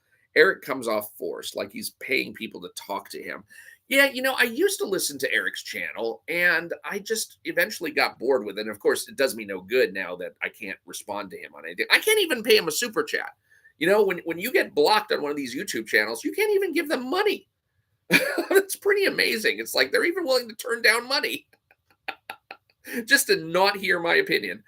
Let's see. The All-Seeing Ian says, I tend to prefer the individual shows, the panel shows, not so much. It depends. I have gotten less interested in Comicsgate Kings since they started doing the drawings, but I do understand why they do that. And it's because they're like, if they're going to get on for a couple of hours, they want to be able to make, some money off of the time they put in. So they want to at least be able to say, hey, I made my $50 an hour or something because I drew this and I got so much for it on auction. And it's totally understandable. I don't have any problem with that at all. And you know what I do really like? I like the Comicsgate Live that Ethan's been doing as of late, because I get to see people on there who I don't even know are affiliated with Comicsgate. I actually got one of the things that I've got to review is The Maniac by Johnny Rockets, and I didn't even know he was with like Comicsgate in general. I thought he was just independent and stuff, and then all of a sudden he's showing up on Comicsgate Live. I'm like, oh, that's the guy. That's the guy who sent me the comic to review. So that's on my docket to review. And so I really like finding out more about the people who are in Comicsgate, who are not just the kings, who are more of we're the smaller creators under the Comicsgate umbrella. So I like that a lot, to kind of get to know more of the people out there, because as a comic book reviewer, I've got to find things to review, and I found a lot off of Katie did show. I found a lot off of BTM reviews when they've had people on, and of course there's the Rippaverse, and there's the big names, but there's also such a delay between Comicsgate projects, and when I back them and when I finally get them, that it's like crickets waiting for stuff to come in. Now I happen to have a large segment of stuff to review. Like I said, I've got about 15 things lined up, if you include like Graveyard Shift 4 times, because oh my god, there's so much of that material. And I wonder how that's going to be. I mean, god, please just don't make it where I just bought like $150 worth of stuff and it's not good. But I hear good things about it, and actually I don't really hear anything about it. I don't hear much about anything from anyone else. I don't know if I'm just missing out on all the review streams or something. The only review streams that I see out there are, I mean, I'm aware of Mint Salad's review stream, but I haven't watched anything from hers. Every time Rippaverse goes around and puts out one of those videos where they say, here's what people are saying about one of our comics, I will go and I will watch each of those reviews individually. And if I have any comments, I'll leave a comment on those reviews. And whether they're sweeping for them or whether it's their actual opinions, I have no idea sometimes. But I'm just like, wow, uh, there doesn't seem to be a whole lot of like high name recognition review channels out there. And I mean, I'm only a 1,300 YouTube follower thing anyway. I've got 1,300 subscribers, so it's not like I'm anybody. But golly, I mean, it just seems like there's not much in the way of review channels out there that hit the independent comic scene. So I hope I'm filling a niche of some sort. Uh what are we how far back did we go? Resistance Publishing says is Eric selling a fake ass comic book creator? Not sure I understood that one. Picardian Abyss says draw streams are boring. They can be. They can be. I like it when they draw, but they're talking about other stuff. But when they got to the auction part, I generally just skip the whole rest of the thing because unless I was going to buy something, and often I'm not watching live so that I can buy it. The only thing that I really would have placed a bid on of anything recently was Ethan drew a picture of Spider-Man recently, and I'm like, oh damn, I know I probably wouldn't win that, but I would have at least liked to have bidded on that. Really nice picture. Let's see. Oh, and I remember when I think it was David Williams who did the Nexus drawing where it actually had other characters besides Nexus in there. And I was just like, damn, this guy actually knows Nexus. He knows the lore and stuff that he's going to put those characters in there. It's like I almost wanted to bid on that just as a tip of the hat. Retro Red Light, why did Eric block you? He's a baby. You may have answered your own question there. LMAE, have I heard of Under God by Angels of the Renaissance? Is that a song? Is that a comic? What is that? Picardian Abyss says, Mike, here's a question for you. Do you have any CG or Rippaverse packages come damaged or go missing since you started? CG Indiegogo reviews are brutal. I have not had any problems. The only problem that I've ever had was with one Rippaverse order where by mistake they left out a copy of Zalen that I had ordered. And I understood why. It was because I had two copies of one comic ordered, but it was two different covers. And the two covers of Zalen that I ordered were of the same cover. So it was like, it just showed 2X and then Zalen cover D. And when they were looking down, they were just saying, okay, I need one of cover A for this, one of cover D for this, I need one of cover D for this. And they didn't notice that it was two. So, and then I contacted them about it. I let them know. I took a picture of my package saying, here's what came in my package. It's missing a copy of Zalen. They went and they mailed me another copy. So I've never had any problems with either Comicsgate or Rippaverse that were where either I've had a problem and it was resolved, or I just haven't had any problems. So I don't have any horror stories for you as far as either Comicsgate or Rippaverse goes as far as shipping goes. Let's see. All Seeing Ian says, well-read user has review streams. Okay, all right. Let's see. Other than that, I don't think there's. Oh, does anybody want to see my shreds of ISOM number 3? Yeah, this is the first. Let me show you. You're going to get a lot out of this first page from ISOM number 3. This is the kind of stuff that you've been waiting for. When you open a comic, when you open a Rippaverse comic, this is what you want to see, isn't it?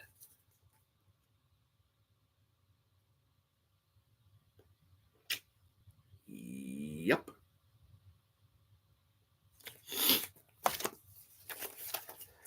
Whew. that is the kind of shit I have to deal with. Uh, Rivas, that looks lame. Yes, it reads lame too. Let's see. LMAE says it's that Angels, let's see, Under God by Angels of the Renaissance is an indie manga. The creator was asked by Liam from Xenoverse to be the illustrator for his book, but he turned him down to work on Under God. No, I have not heard of that. In fact, oh goodness, I will need to do another bribe stream, and I hope there's more interest this time around for Dino King #2. Yeah, whenever that comes out, I say I'm looking forward to that one. I'm not really entirely sure. I think I'm more looking forward to what's bound to be the interactions with Liam. Although who knows? I mean, maybe Dino King #2 will be 10 times the book that Dino King #1 was, but and yeah, we'll just see. We'll see how react. At least maybe he'll get a couple of live streams out of my reviews. That'd be pretty awesome. And of course, there was the time he actually came and talked to us on BTM reviews, which is just fun as hell. Guardian Abyss says, "Oh boy, Liam will have 10 more responses. Who knows? It depends on how many videos I would make of it." But yeah, we'll have to see how y'all's interest in that is, because some of these books I do kind of get interested in, but at the same time I know I don't have time for everything. And there are people who ask me for reviews, and I need to provide those in some kind of timely fashion. And a lot of times I get way behind. And there's some people who ask me for notes, for editing ideas. I've got one book that's tentatively titled Mortal Ascending that I've been asked to give notes on. And then, of course, I've been asked by Johnny Rockets to give a review on Maniac. So I got to do that in some kind of timely fashion. And now I've got Resistance Publishing sending me a script. So I need to take a look at that and give some notes on that. So, oh my God, we actually have the pump getting primed. Queen Cinder, where have you been all this time? I've been here for nearly 2 hours. I've been here for nearly 2 hours, and I got $5 toward the goal. All right, we only need $85 more, and I will be looking at Mandy Summers' Super Dead #1 and 2. I may have to hold multiple live streams for this one. I mean, if we've got $5 worth of interest, there may be more of y'all out there who are interested in this, and y'all have just been waiting for somebody else to take the first step. But Queen Cinder did. And there's also some people out there I may need to contact, because, in fact, I may do that, because there are some people who donated some money from my last live stream, and because now I managed to save myself some money in the purchasing of what they were paying for, and so I consider myself to have some money stored on credit for what they might be interested in. And so I need to contact them and see if there's anything, if Super Dead is something that they would be willing to contribute some of that money towards. Because if that's the case, then maybe I can, lump their reserve money in with that. But it's not enough to get to the $85 goal now. So $5 from Queen Cinder. And let's see, can I edit my goal? Or let's see, I can unpin my message. Let's see, let me unpin that message, and then I will redo it. Let's see, goal $85. Let's see, goal $85 now. Now, $85 for Super Dead 1 and 2, and a thanks to Queen Cinder, who who has just dropped out of the chat because I can't find Queen Cinder. Is that a different name? Why is that can I not see names here? Okay, hold on a second. I guess not. Let's see here. If I do this, channel activity, go to channel. It's not going to take me out anywhere, is it? Okay, I'm still live streaming. Okay, Queen Cinder. No, Queen Cinder. All right, let me make sure I get the channel name right so I can give the proper shout out. Z6K. Woohoo! All right, there we go. Pin that message up.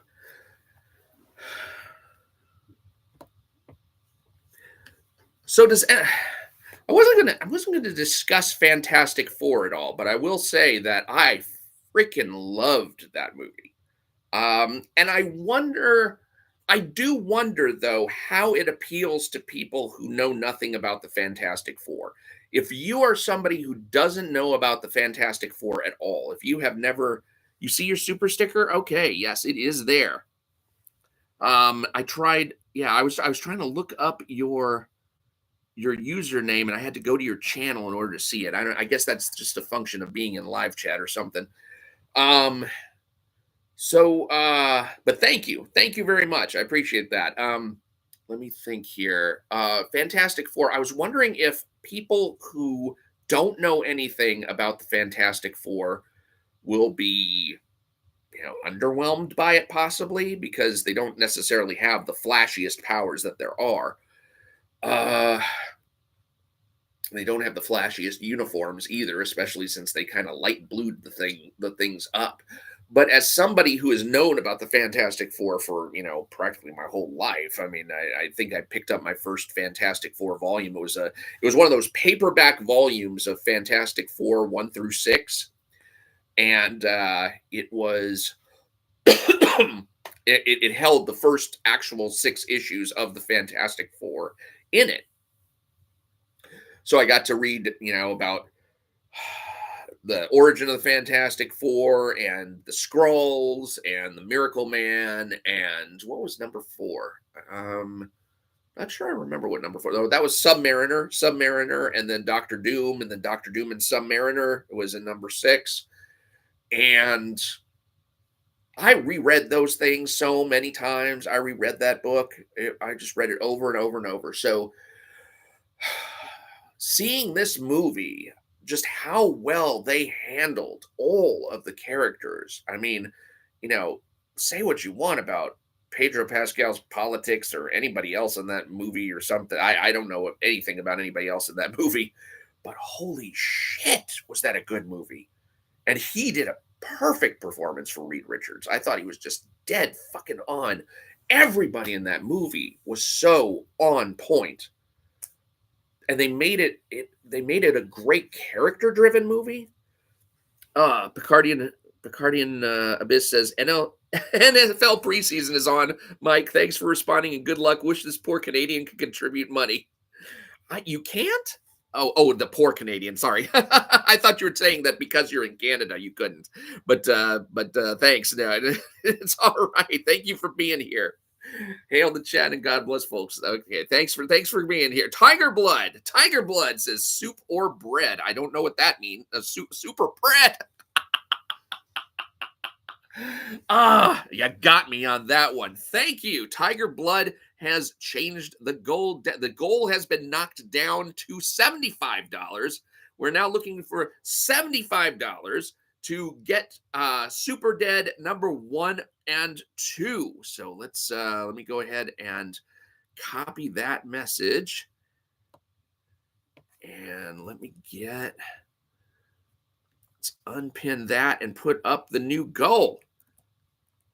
Now $75 for Super Dead number 2, thanks to Queen Cinder. And what is your favorite color? We got Tiger Blood, XWC. Wow, what are these names? Have y'all just never had an opportunity to change your YouTube handles?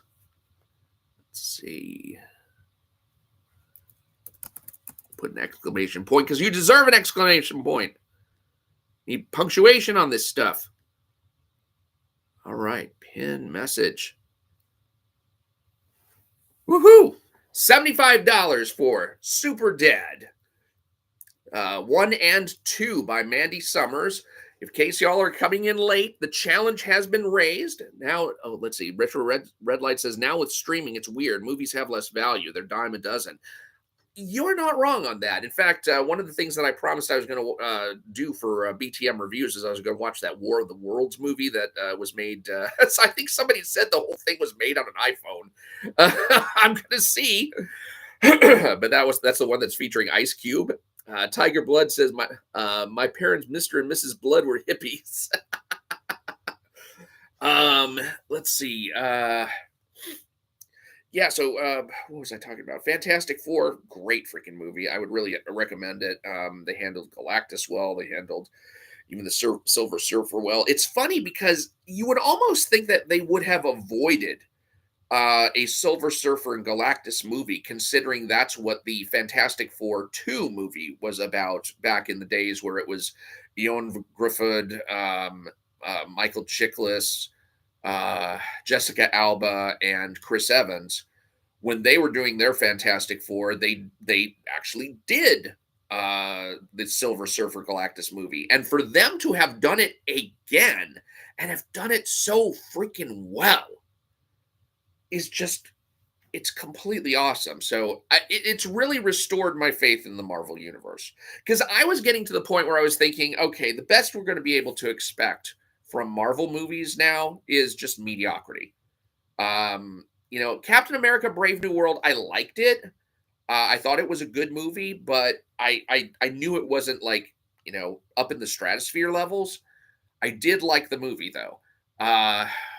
But things like the Marvels, I mean, that was a good movie, but it wasn't up in the stratosphere. And I was really getting worried about like Avengers Doomsday and Avengers Secret Wars. I was really getting to the point of thinking, maybe Marvel's should just pack it in and give it a few years and then come out with a brand new Marvel universe and just, forget everything that they've been doing.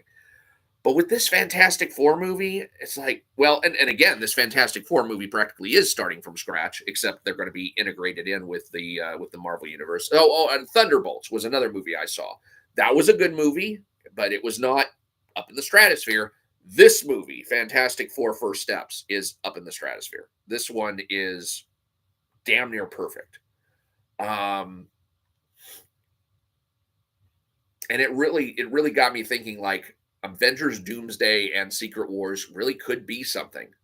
It really could be something. And I'm hoping that this all follows through. They've got the right people to work on the movies, and we'll just see how it goes. So, wow, we got some nice donations in the last stretch here. We were starting off with a $90 goal. We're now down to $75 for Super Dead 1 and 2. And to fill anybody in who's coming in late, just to let everyone know that, let's see, Empress Miki on X wrote a kind of a little tirade about Mandy Summers here. And it's not really a tirade. It's more like just saying, hey, look, I said that Mandy Summers' books were bad, and I don't see any reviews out there contradicting me, because apparently she's not seeing any reviews out there at all. She says, when your comic books are of great quality, you don't have to consistently defend them. The people in prose in Comicsgate will mention it. I gave honest criticism about Mandy's inability to produce high-level work, and she couldn't take it, so I trolled just like people in CG did to Eric July. And that is one thing that I am noticing, is that when Comicsgate gets the same kind of feedback from critics that Rippaverse gets, they get just all kind of bent out of shape over it. And I'm like, why is that? Why is it that the same critique can't come back around at your stuff so that you get the lesson that you need to get? Because if you're doing the same stuff, and I remember when the first review that I ever gave to Cyberfrog 2 Wreck Planet, I was like, you keep saying Comicsgate, is what people should be reading and not Rippaverse. But if you're making the same mistakes that Rippaverse is, why should anybody read you? Let's see. Retro Red Light says they might do a DC versus Marvel movie. That's always a possibility. God, can you imagine? But honestly, in whose hands would you rather see it? I mean, now James Gunn has done both Guardians of the Galaxy and DC stuff, but I have not liked what he's done in the DC universe. Oh God, y'all are going to hate me for this. Oh, you're going to hate me for this opinion. I just know it. Let's see. Well, hold on to that. Hold on to that. I got a couple of things in here that I got to read first, but I've got an opinion that y'all are going to hate me for. I bet. Um, let's see. Retro Red Light. Lois and Clark are in Marvel Comics a lot, but he never becomes Superman. Someone made a video about that. Oh, that's interesting. Zane Palmer, author, said, Tiger, I have a nephew named Major Wildcat, talking about how Tiger's parents are hippies. I thought Birds of Prey was actually a pretty good movie. I have not seen it since I first saw it, but when I first saw it, I thought, this is actually not bad. I really came to like that movie as I was watching it. Now, what you have to do is you have to throw out every preconception you have of all of the DC characters who are involved in that movie. Because if you are coming with thoughts of Dinah Drake Lance or that's her name, to Black Canary, if you are thinking of Helena Bertinelli as the Huntress, if you are thinking of any of those characters as being their equivalents in the DC universe, you're not going to like the movie. But if you can just basically toss all that to the wind and just watch the movie for what it is, it's actually not bad. And people are going to think I'm out of my mind the same way they think I'm out of my mind for actually thinking The Last Jedi is the best Star Wars movie. But shit, it's the only one that's made for adults. I mean, come on.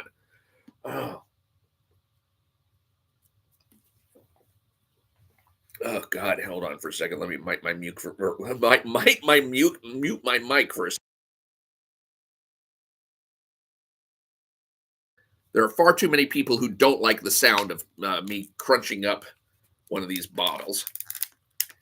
But yeah, I mean, what do you call it? Birds of Prey was not bad. What really hurt that movie was the fact that they had to tack Harley Quinn's name into it, and they did so in the most stupid way. Retro Red Light says, I remember the TV show Birds of Prey. I never watched that. I really wasn't interested in that because I knew it was kind of an alternate reality kind of Batman thing. But if they had just called it Harley Quinn and the Birds of Prey, it probably would have gotten a lot more press or a lot more good favor. I mean, if they'd called it Birds of Prey, that probably would have been even better. But Harley Quinn and the Birds of Prey would have been the best name for it. But they had to call it, let's see, what was that stupid name again? Birds of Prey, 2020 film. Okay. It was called Birds of Prey and the Fantabulous Emancipation of One Harley Quinn, also known as Harley Quinn Birds of Prey or simply Birds of Prey. But they should have called it Harley Quinn and the Birds of Prey. But Birds of Prey and the Fantabulous Emancipation of One Harley Quinn. Who the fuck put that title on it? I mean, that's almost like, does anybody know the writer Ian Banks? Ian Banks wrote a series of science fiction novels called The Culture. And it talked about this, very, very advanced civilization. Shit, I'm almost showing some belly there. Need to freaking exercise and reduce this fat ass Vito body. That's going to get back around. It's like, and I swear to God, it's like, that's probably the motivation that I need to exercise is I need somebody saying, do you want to be a Vito or do you want to be a dick? What kind of body do you want to have, Mike? A Vito body or a dick body?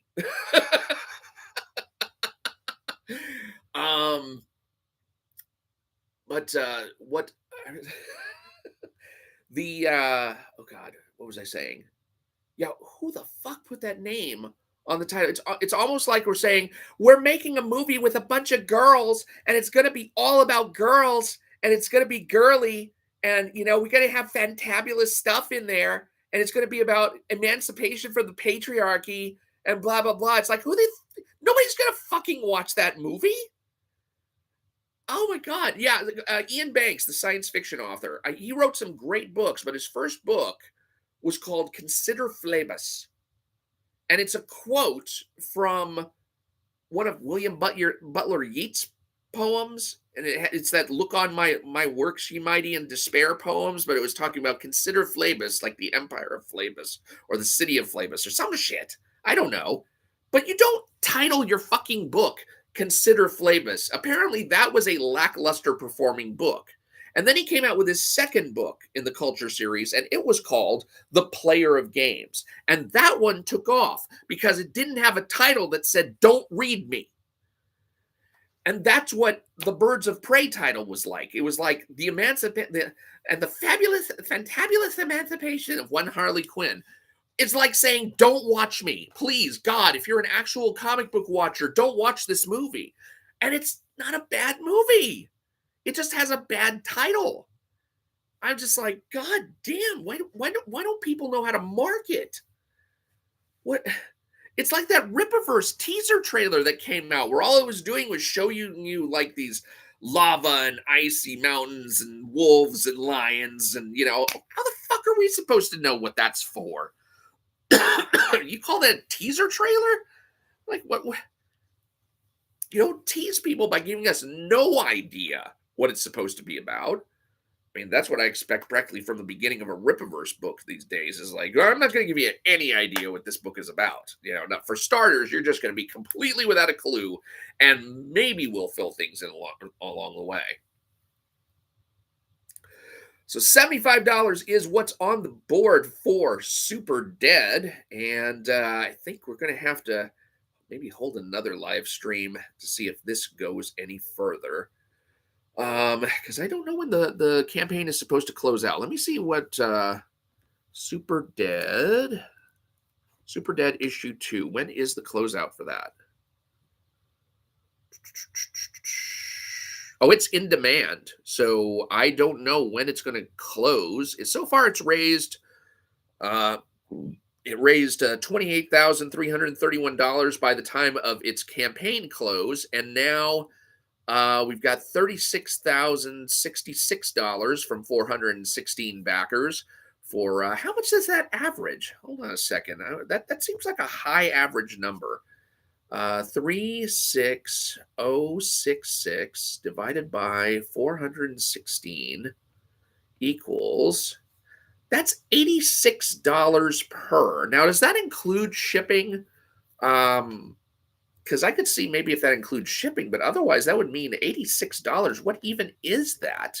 As far as, I guess people are buying multiple covers of it, maybe? Oh, there's a Jack the Ripper ketchup set in there as well. I didn't even see that. Oh, and they have Wart the Wizard ketchup as well. Now, I saw some of the Wart the Wizard stuff. I'm not going anywhere near that. Let's see. But Jack the Ripper, let me see that. Maybe I'm not going to get it, but Jack the Ripper Vampire Hunter #1 and #2. Well, I tell you what, if for some reason I actually like Super Dead, maybe I'll look at getting that one, but I didn't even know that was on the menu. Details. Of course, I can't see anything that's in the freaking book. Jack the Ripper. All right. That'd be something that might be interesting to look at later. Oh, goodness me. Well, it looks like my connection is still actually doing fairly well. I haven't spurged out on anything, which is nice. That's good for a change. My laptop actually did have its first serious memory I cannot recover lockup for the very first time, like about 2 or 3 days ago, which thankfully I didn't lose anything. It just basically started. I think my internet sessions ran out of memory, and in fact, let me go ahead and see how badly I'm doing on memory right now. I'm only at 1700 or yes, 1.7 gig. That's not bad. Sometimes I don't know how these laptop things work as far as what memory they allocate, but I did not buy a very top of the line laptop. I bought what was on sale at HP at the time that I really needed to get a new laptop. I think I was waiting for Cyber Monday or something. So I think I got this in November, and it was a sweet little deal. But it's not the high class thing that I really need to get if I'm going to be doing like live streaming and video production on the regular. And I would like to get into that. That seems like something that, for somebody who likes attention to detail and who likes to get things right and who likes to tweak and tamper with, video effects and try all that kind of stuff out. That seems like something I should probably get into and see if I can, make a late in life career out of that, because everybody needs something to do. Everybody needs a hobby when they retire eventually. And God, I'd love to retire tomorrow if I could, but you still have to have something to do. So why not do something that's more up your alley and takes advantage of your particular skills? That's what I'd like to see. Retro Red Light says, did I get a new computer yet? This is my new computer for the time being. I had a Windows 10 laptop that was 11 years old. And because Windows 10 goes out of service in October, although you can buy yourself an extra year of service, I decided to go ahead and look at new laptops. So this is it. It's an HP. It does not have a graphics card. It has integrated graphics, and I think that's where I screwed up. But I was really looking for something to be a cheap replacement until I could figure out what it is I really need. Because I don't know really much about computers. Even though I've been in the computer industry, I do IT work generally. But as far as hardware, I don't know much about that. I do software mostly. So I am right now looking for a replacement for my desktop computer because I have a 11-year-old desktop computer. I was thinking of extending the service because Microsoft will let you extend it for one more year. The problem is that I've had problems with my desktop computer processing updates for a while, and I'm just worried about its security, and I just want to make sure that I get rid of it. And if I buy myself something cheap that I can check emails with, I'm good. As far as desktop computing goes, I'm good if I can just do that. So give me something I can hook my scanner into, my printer. I've got a printer. I've got, my keyboard, my display. Just give me something that'll run. Just that's all I need. Give me something I can check my email with, I can access the internet with. For the desktop computer, I don't need more than that. Rat Poor says sounds like you mostly need money.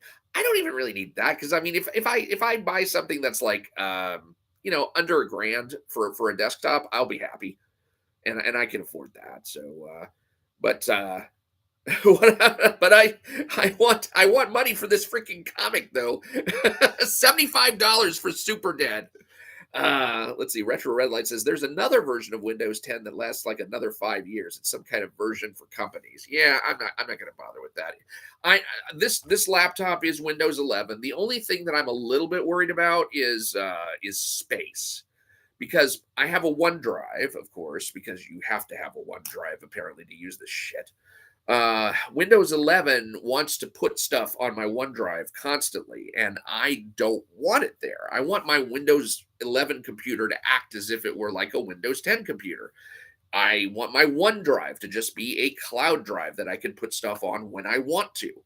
But there are things where, like my camera, if I were to try and record something with the Windows camera, it's going to go straight to OneDrive and fill up my OneDrive, and I can't have that because I don't have that much space. I would have to get a subscription on OneDrive, expand it, and then then I'm paying I don't know how much a year for extra space on OneDrive. Resistance Publishing says, why don't you get a Mac? Well, because Macs have a tendency to go out of cycle like once every 4 or 5 years, and they can be like twice as expensive. So I understand that there is a level of security that people feel when they're using an Apple product, but honestly, it's not that I couldn't get swayed onto that, but the price, the entry price. I mean, this laptop that I've got here, it's a 17-inch screen. Apple doesn't even make a 17-inch screen for their Macs. It's a 17-inch screen, and I got it for like $700. If you get a 16-inch screen Mac, you're probably paying $1,400, $1,500. So the price is the buy-in price is just astronomical, and I feel like you really have to be crossing that Rubicon and saying, "I'm going to Apple products, I'm never going back." And then all of a sudden, everything in your house is Apple, and all of a sudden, your refrigerator is Apple, and your microwave is Apple, and the Apple network will take over your house eventually. Your phone has to become an iPhone, and all that stuff. And I don't know. I just never got into the Apple craze. Plus, there was the fact that all of the computers that I was working with when I was in my IT career, they were all Microsoft computers, and so I wanted to use the same things that I was using. Now, these days, it's interesting because the company I'm working for now, they actually do have, you can use whichever brand you prefer. If you prefer Apple products, they will give you an Apple laptop to work on, yeah, because they provide your laptops for you. If you have a preference for Microsoft, then they'll give you a Microsoft thing. But and they support both. But yeah, I don't really want to change over to a whole new constellation of products just because there's some level of security that comes with that. Let's see.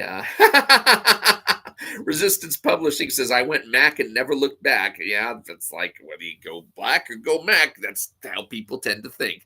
But I just, when I was first introduced to smartphones, it was when I left the company that I had been working for a number of years. I was like 19 years at this one company, and they bought me because I had been using the BlackBerry as my personal phone as well as my work phone.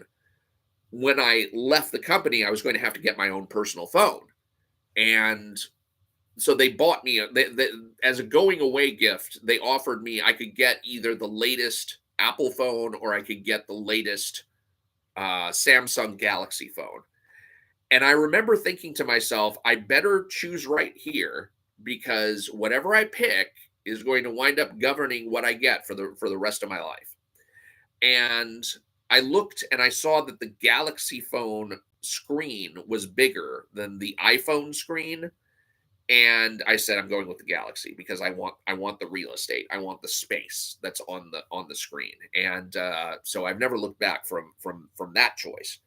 And I've been satisfied. I have not had any problems with Samsung phones, and it's been doing fine for me. I've only had to upgrade my phone one time. I kept that phone until AT&T basically said we are no longer supporting your phone. So AT&T said we're no longer supporting your phone. We're not doing this anymore. You're going to have to move. We will send you a free phone, but you have to go from 3G to 4G. I'm sorry, we've got to cut the cord, Mike. Let go,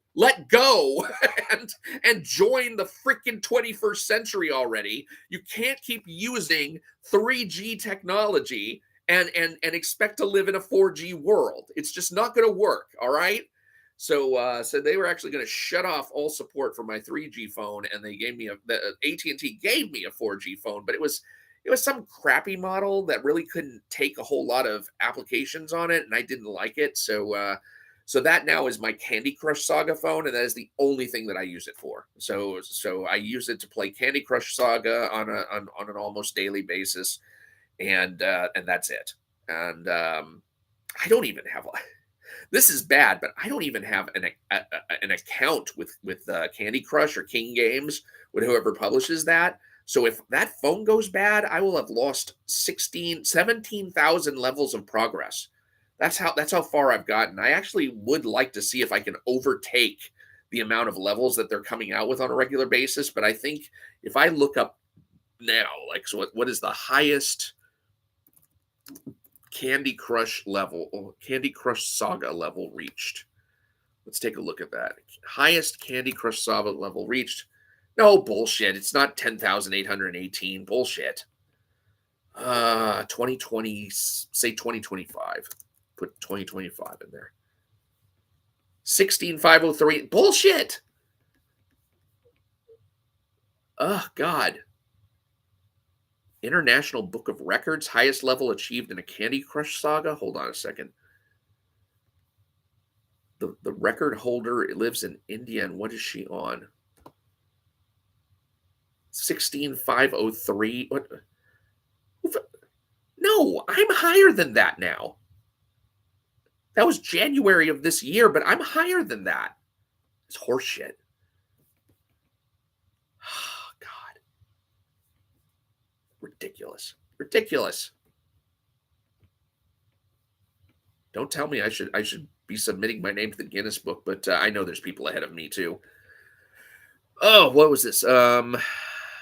Retro Red Light says used Macs I heard are not a bad deal. Like even an M1 chipset that's a MacBook Pro is $800. You can also run Windows with an emulator, and it runs really well. Rat Poor says gay. Yeah, Candy Crush Saga. I guess so. Yeah, Candy Crush Saga. They gave me a woman's picture for my avatar, and so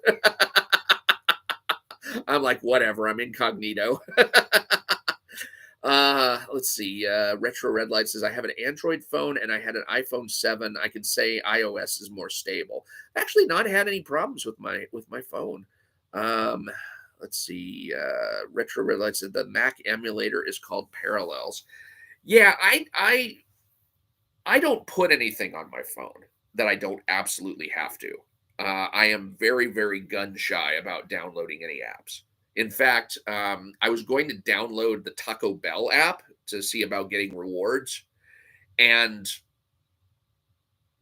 I looked at the reviews and they said this app is horrible.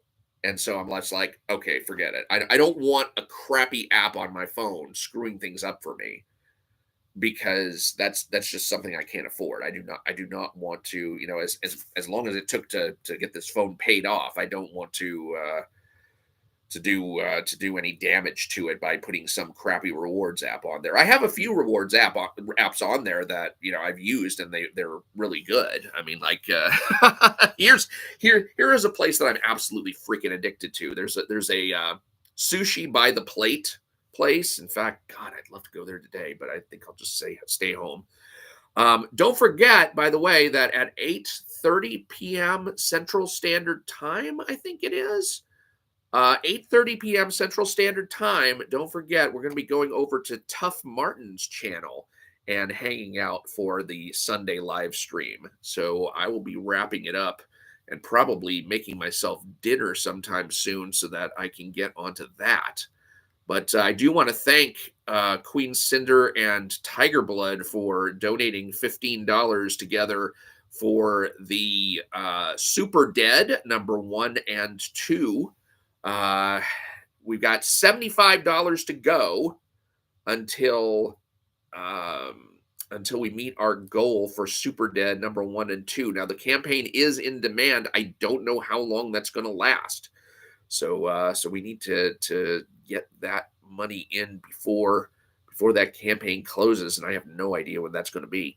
Let's see. Retro Red Light said, I downloaded the Taco Bell app and I got free food. I'm sure I would too. It's just that I do not want to risk putting a bad app on my phone. Rat Poor says, you think a shit app will mess with the function of the rest of your phone? Yeah, why not? I mean, fuck. If TikTok can wind up sending all your fucking data to China, why the hell wouldn't I think, Yo Quiero Taco Bell isn't going to fuck with me?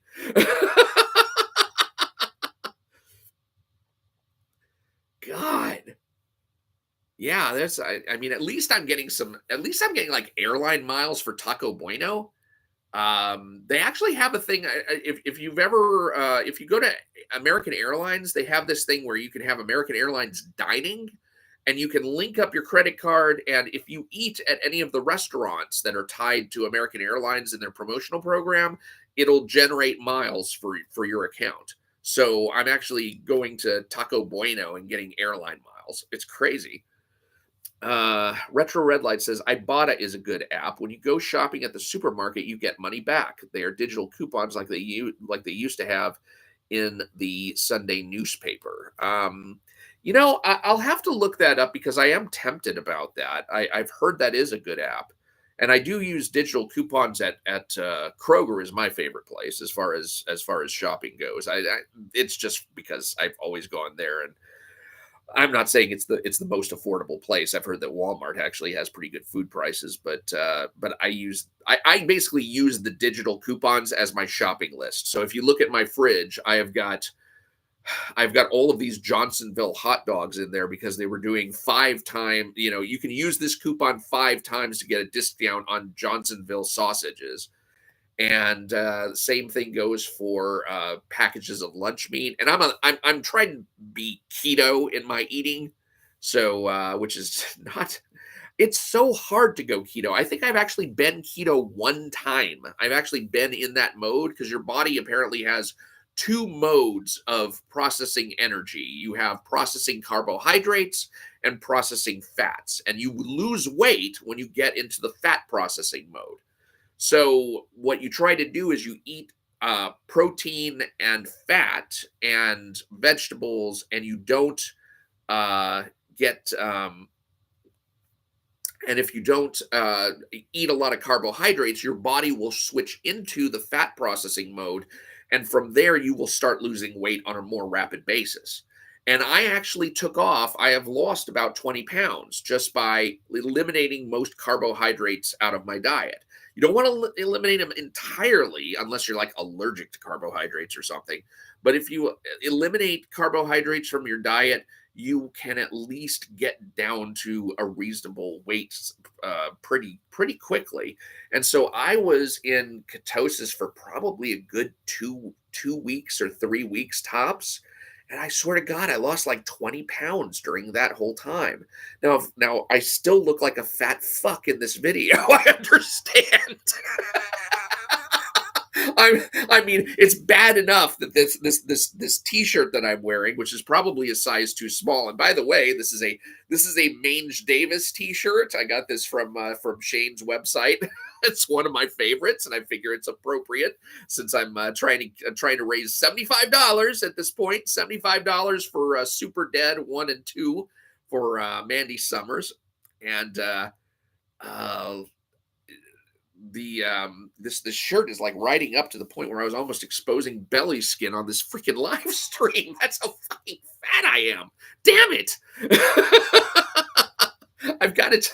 I've just got to stop. I'm going to put up a poster of biggest problem in the universe and have an arrow drawing to Vito saying you are here, and have an arrow drawing to Dick saying you will be here. Oh God. Let's see. Queen Senator says, I learned something useful. I'm getting miles. Resistance Publishing says China owns TikTok. Yes. And what's really sad is I used CapCut in order to do my video processing. And I refuse to buy the professional version because I just do not want to send money to China. I watched the China show on Fridays, and they keep you informed as to the goings on of Chinese propaganda and just the differences between China and the rest of the world, or at least China and the United States and stuff. It's run by two guys living in the United States who spent over a decade. I think that between the two of them, they probably spent like 25 years in China, living there and getting used to the culture.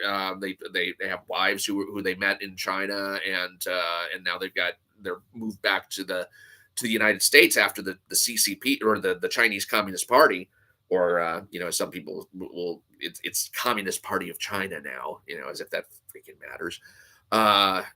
The CCP was starting to look into them and start sending cops around to maybe arrest them. And they actually have a friend back in China who was arrested. And so they try to make people aware here in the United States of the sheer propaganda that China blasts our way, and that people fall for, and the differences in life between here in the United States and China as far as politics, and as far as the culture and their social systems go. And it's really eye-opening because when you realize how much easier it is today for a state to turn totalitarian, kind of like Britain's doing now. I mean, Britain has not only does Britain have security cameras like freaking everywhere, but Britain is really cracking down on policing speech, and it's sad because I visiting visiting England is something that I would like to do in the near future, but I keep feeling like, okay, I'm going to get thrown in jail for some of the stuff that I say, either on live streams or some of the stuff that I say online, or even the fact that, I have certain accounts online. I'm starting to really worry about other countries and how they are starting to police speech to the point of wanting to crack down on people for what they say online. And in England, they have like 3,000 people a year who are notified of non-crime hate incidents. And it's like, what does that even mean? It's not technically a crime, but it's still some sort of legal transgression. It's very, very chilling to see the West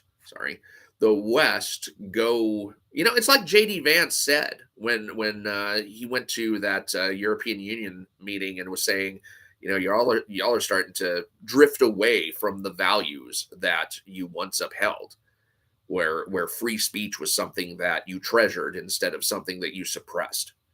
And now you're blocking political parties, and you're blocking you know uh, who is it that you think you're representing if you're not representing the people? And how do you know if you're representing the people if you don't let the people speak? That's the chilling world we're living in. And look how my speech has been suppressed. I got booted off of Twitter, and now who do I talk? It's like talking into the void in some ways. I mean, because how many people? It's like somebody said earlier. How many people would you have on this live stream if you still had an X account? It's like, no shit. No shit. I mean, it would be great if I was able to broadcast out to the world that, you know, that I was doing things here. Because otherwise, what? There was one guy, Stefan Molyneux. I used to follow him on YouTube, and then when he got booted off of YouTube, I was following him on Rumble, and then he and I got into a little snippet, and now I'm not following him at all.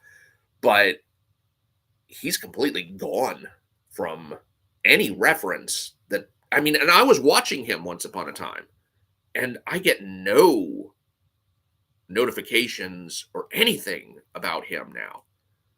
It's like he's vanished. And he at one time on YouTube had 1 million subscribers, or I don't know if it was 1 million, maybe it was 800,000, but still enough. He had like 1 million subscribers, and who even hears of him now? I mean, I don't even know if he's alive. I could probably look him up and find out, but I don't really care to see anything he's done. I do have one. He did a Madam Web movie review like way back in the day, and I have not yet seen that movie. When I finally see that movie, I will watch that just to see what he said about it. I still love his Godzilla -1 review, where he was talking about how Godzilla is like the stereotypical feminist, where she's pear-shaped and big at the hips, and she's anti-family and all these kind of stuff. And I'm just like, oh, fuck me. I mean, that's one of those to a hammer, everything looks like a nail kind of things. Let's see. Retro Red Light says Ibotta sends the money back to you with PayPal. Sometimes your account might get locked up. Just email support and they fixed it for me. It's not a big deal. Retro Red Light also says the China show is really good. Yeah, it is. Winston Stursley goes by Serpent ZA on YouTube, and then there's Lao Y86. But anyway, if you go to the China show, you'll see those two, and they have individual channels as well.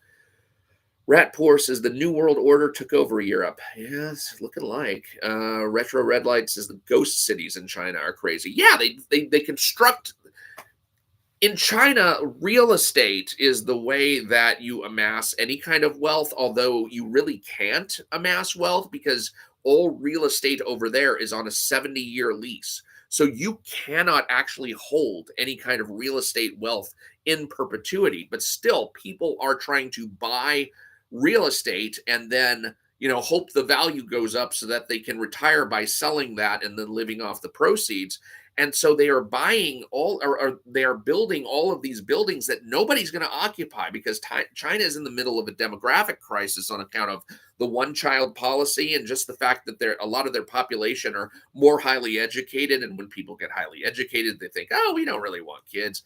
And, and so the population can't replenish itself, and there is this demographic collapse that they're just teetering on. And so they build all these cities up, this structure, just to make it look like there is economic activity going on, but there's nobody to live in those places. And so they just wind up being dilapidated old husks that nobody's going to live in, that nobody's ever going to live in. And it's all just kind of a sham to make it seem like there's something going on. I mean, the things that they do there. And the sad thing is knowing that if we did not have the kind of government regulations that we have today in here, and I'm kind of libertarian leaning in the sense that I definitely want government to do as little as possible so that people can step in with private enterprise and do what is profitable to do. But government also has a function where sometimes profit motive is not sufficient and you have to provide counter incentives, and that's where passing laws comes in. And with those counter incentives, that's what makes it possible for us to have clean air and clean water like they don't have in China. I mean, China's air pollution quality is just abysmal, and their air quality is abysmal, and their water quality is abysmal. It's like you cannot drink the water in China, no matter where you go. You have to have, there's just minimum standards that we have here in the United States that just don't apply over there. And yeah, especially if you're challenging the government on anything. I mean, we have so much more robust rights when it comes to trying to counter the government than the Chinese do, and it's getting to the point where even the English do, or the French do, or the Germans do, or what have you. That good luck with that. Let's see what else we got. Retro Red Light says UK sent Rumble a warning, and Rumble said they do not do business in the UK, and most of their viewers are in America. Then the UK said they can subpoena them. Yeah, I mean, it's like we need in the United States to tell the rest of the world, fuck off. You're not getting our social media companies. And then the United States needs to turn back to its own social media companies and say, fuck off. You're not just blocking people from talking to anybody, just because you don't like the thing that they said on the program, on the platform. Queen Cinder said booted Twitter. Yeah. Oh, how's that working for you? Because that ain't working well for me. Oh my goodness, has it been a 2 hour and 45-minute live stream already? All right, so well, we got $15 toward the goal, and this is not going to be the end of it, so long as the campaign doesn't close. So I will be looking to see if we can collect the other $75 for Super Dead number 1 and 2. You can always remember if you come into an inheritance or something like that, you can always donate super thanks to the live stream, or make sure you've earmarked something, or you can earmark it for Super Dead or for, well, I don't have any other bribe streams open at this point. So any money that I collect from between here and the end of the Super Dead campaign, unless I start another bribe stream for something entirely different, will go towards Super Dead number 1 and 2. So anyway, so if you want to make any contributions after the fact, Retro Red Light asks, how do they drink in China? Bottled water? Yes, bottled water. It's essential over there. And the food is cooked in reused oil some of them pull out of the gutters. It's like, God, it's just, when you learn about some of the food and hygiene and stuff that goes on over there, it's like, oh God, how did they manage that many years? Uh, Queen Sender said, "Does anybody call it X?" Yeah, I mean, yeah, yeah, I think the name is finally catching on, but it's going to take a while. I don't. I think it was stupid that Elon rebranded it. It really didn't need to be. It didn't need to be rebranded. All right, I'm going to pack it in. My voice is starting to give out. So thank you all for hanging in there. This has been the Super Dead bribe stream campaign. We got 15 out of the $90 required. So if anyone wants to donate after the fact, do be aware that my YouTube channel does take super thanks. So you can look for the super thanks button on the video. And I think I'm going to go ahead and head off. 3 hours. Wow. I did not expect my computer to hold out that long. In addition to my voice. So thanks everyone. Remember, Tough Martin, that channel is holding a Sunday live stream at 8:30. So make sure you tune in there. If you're looking for more live stream fun tonight, I will try and get into the chat. So maybe we can pick things up from there. I am Mike Partika. Thank you very much, and I will talk to you later.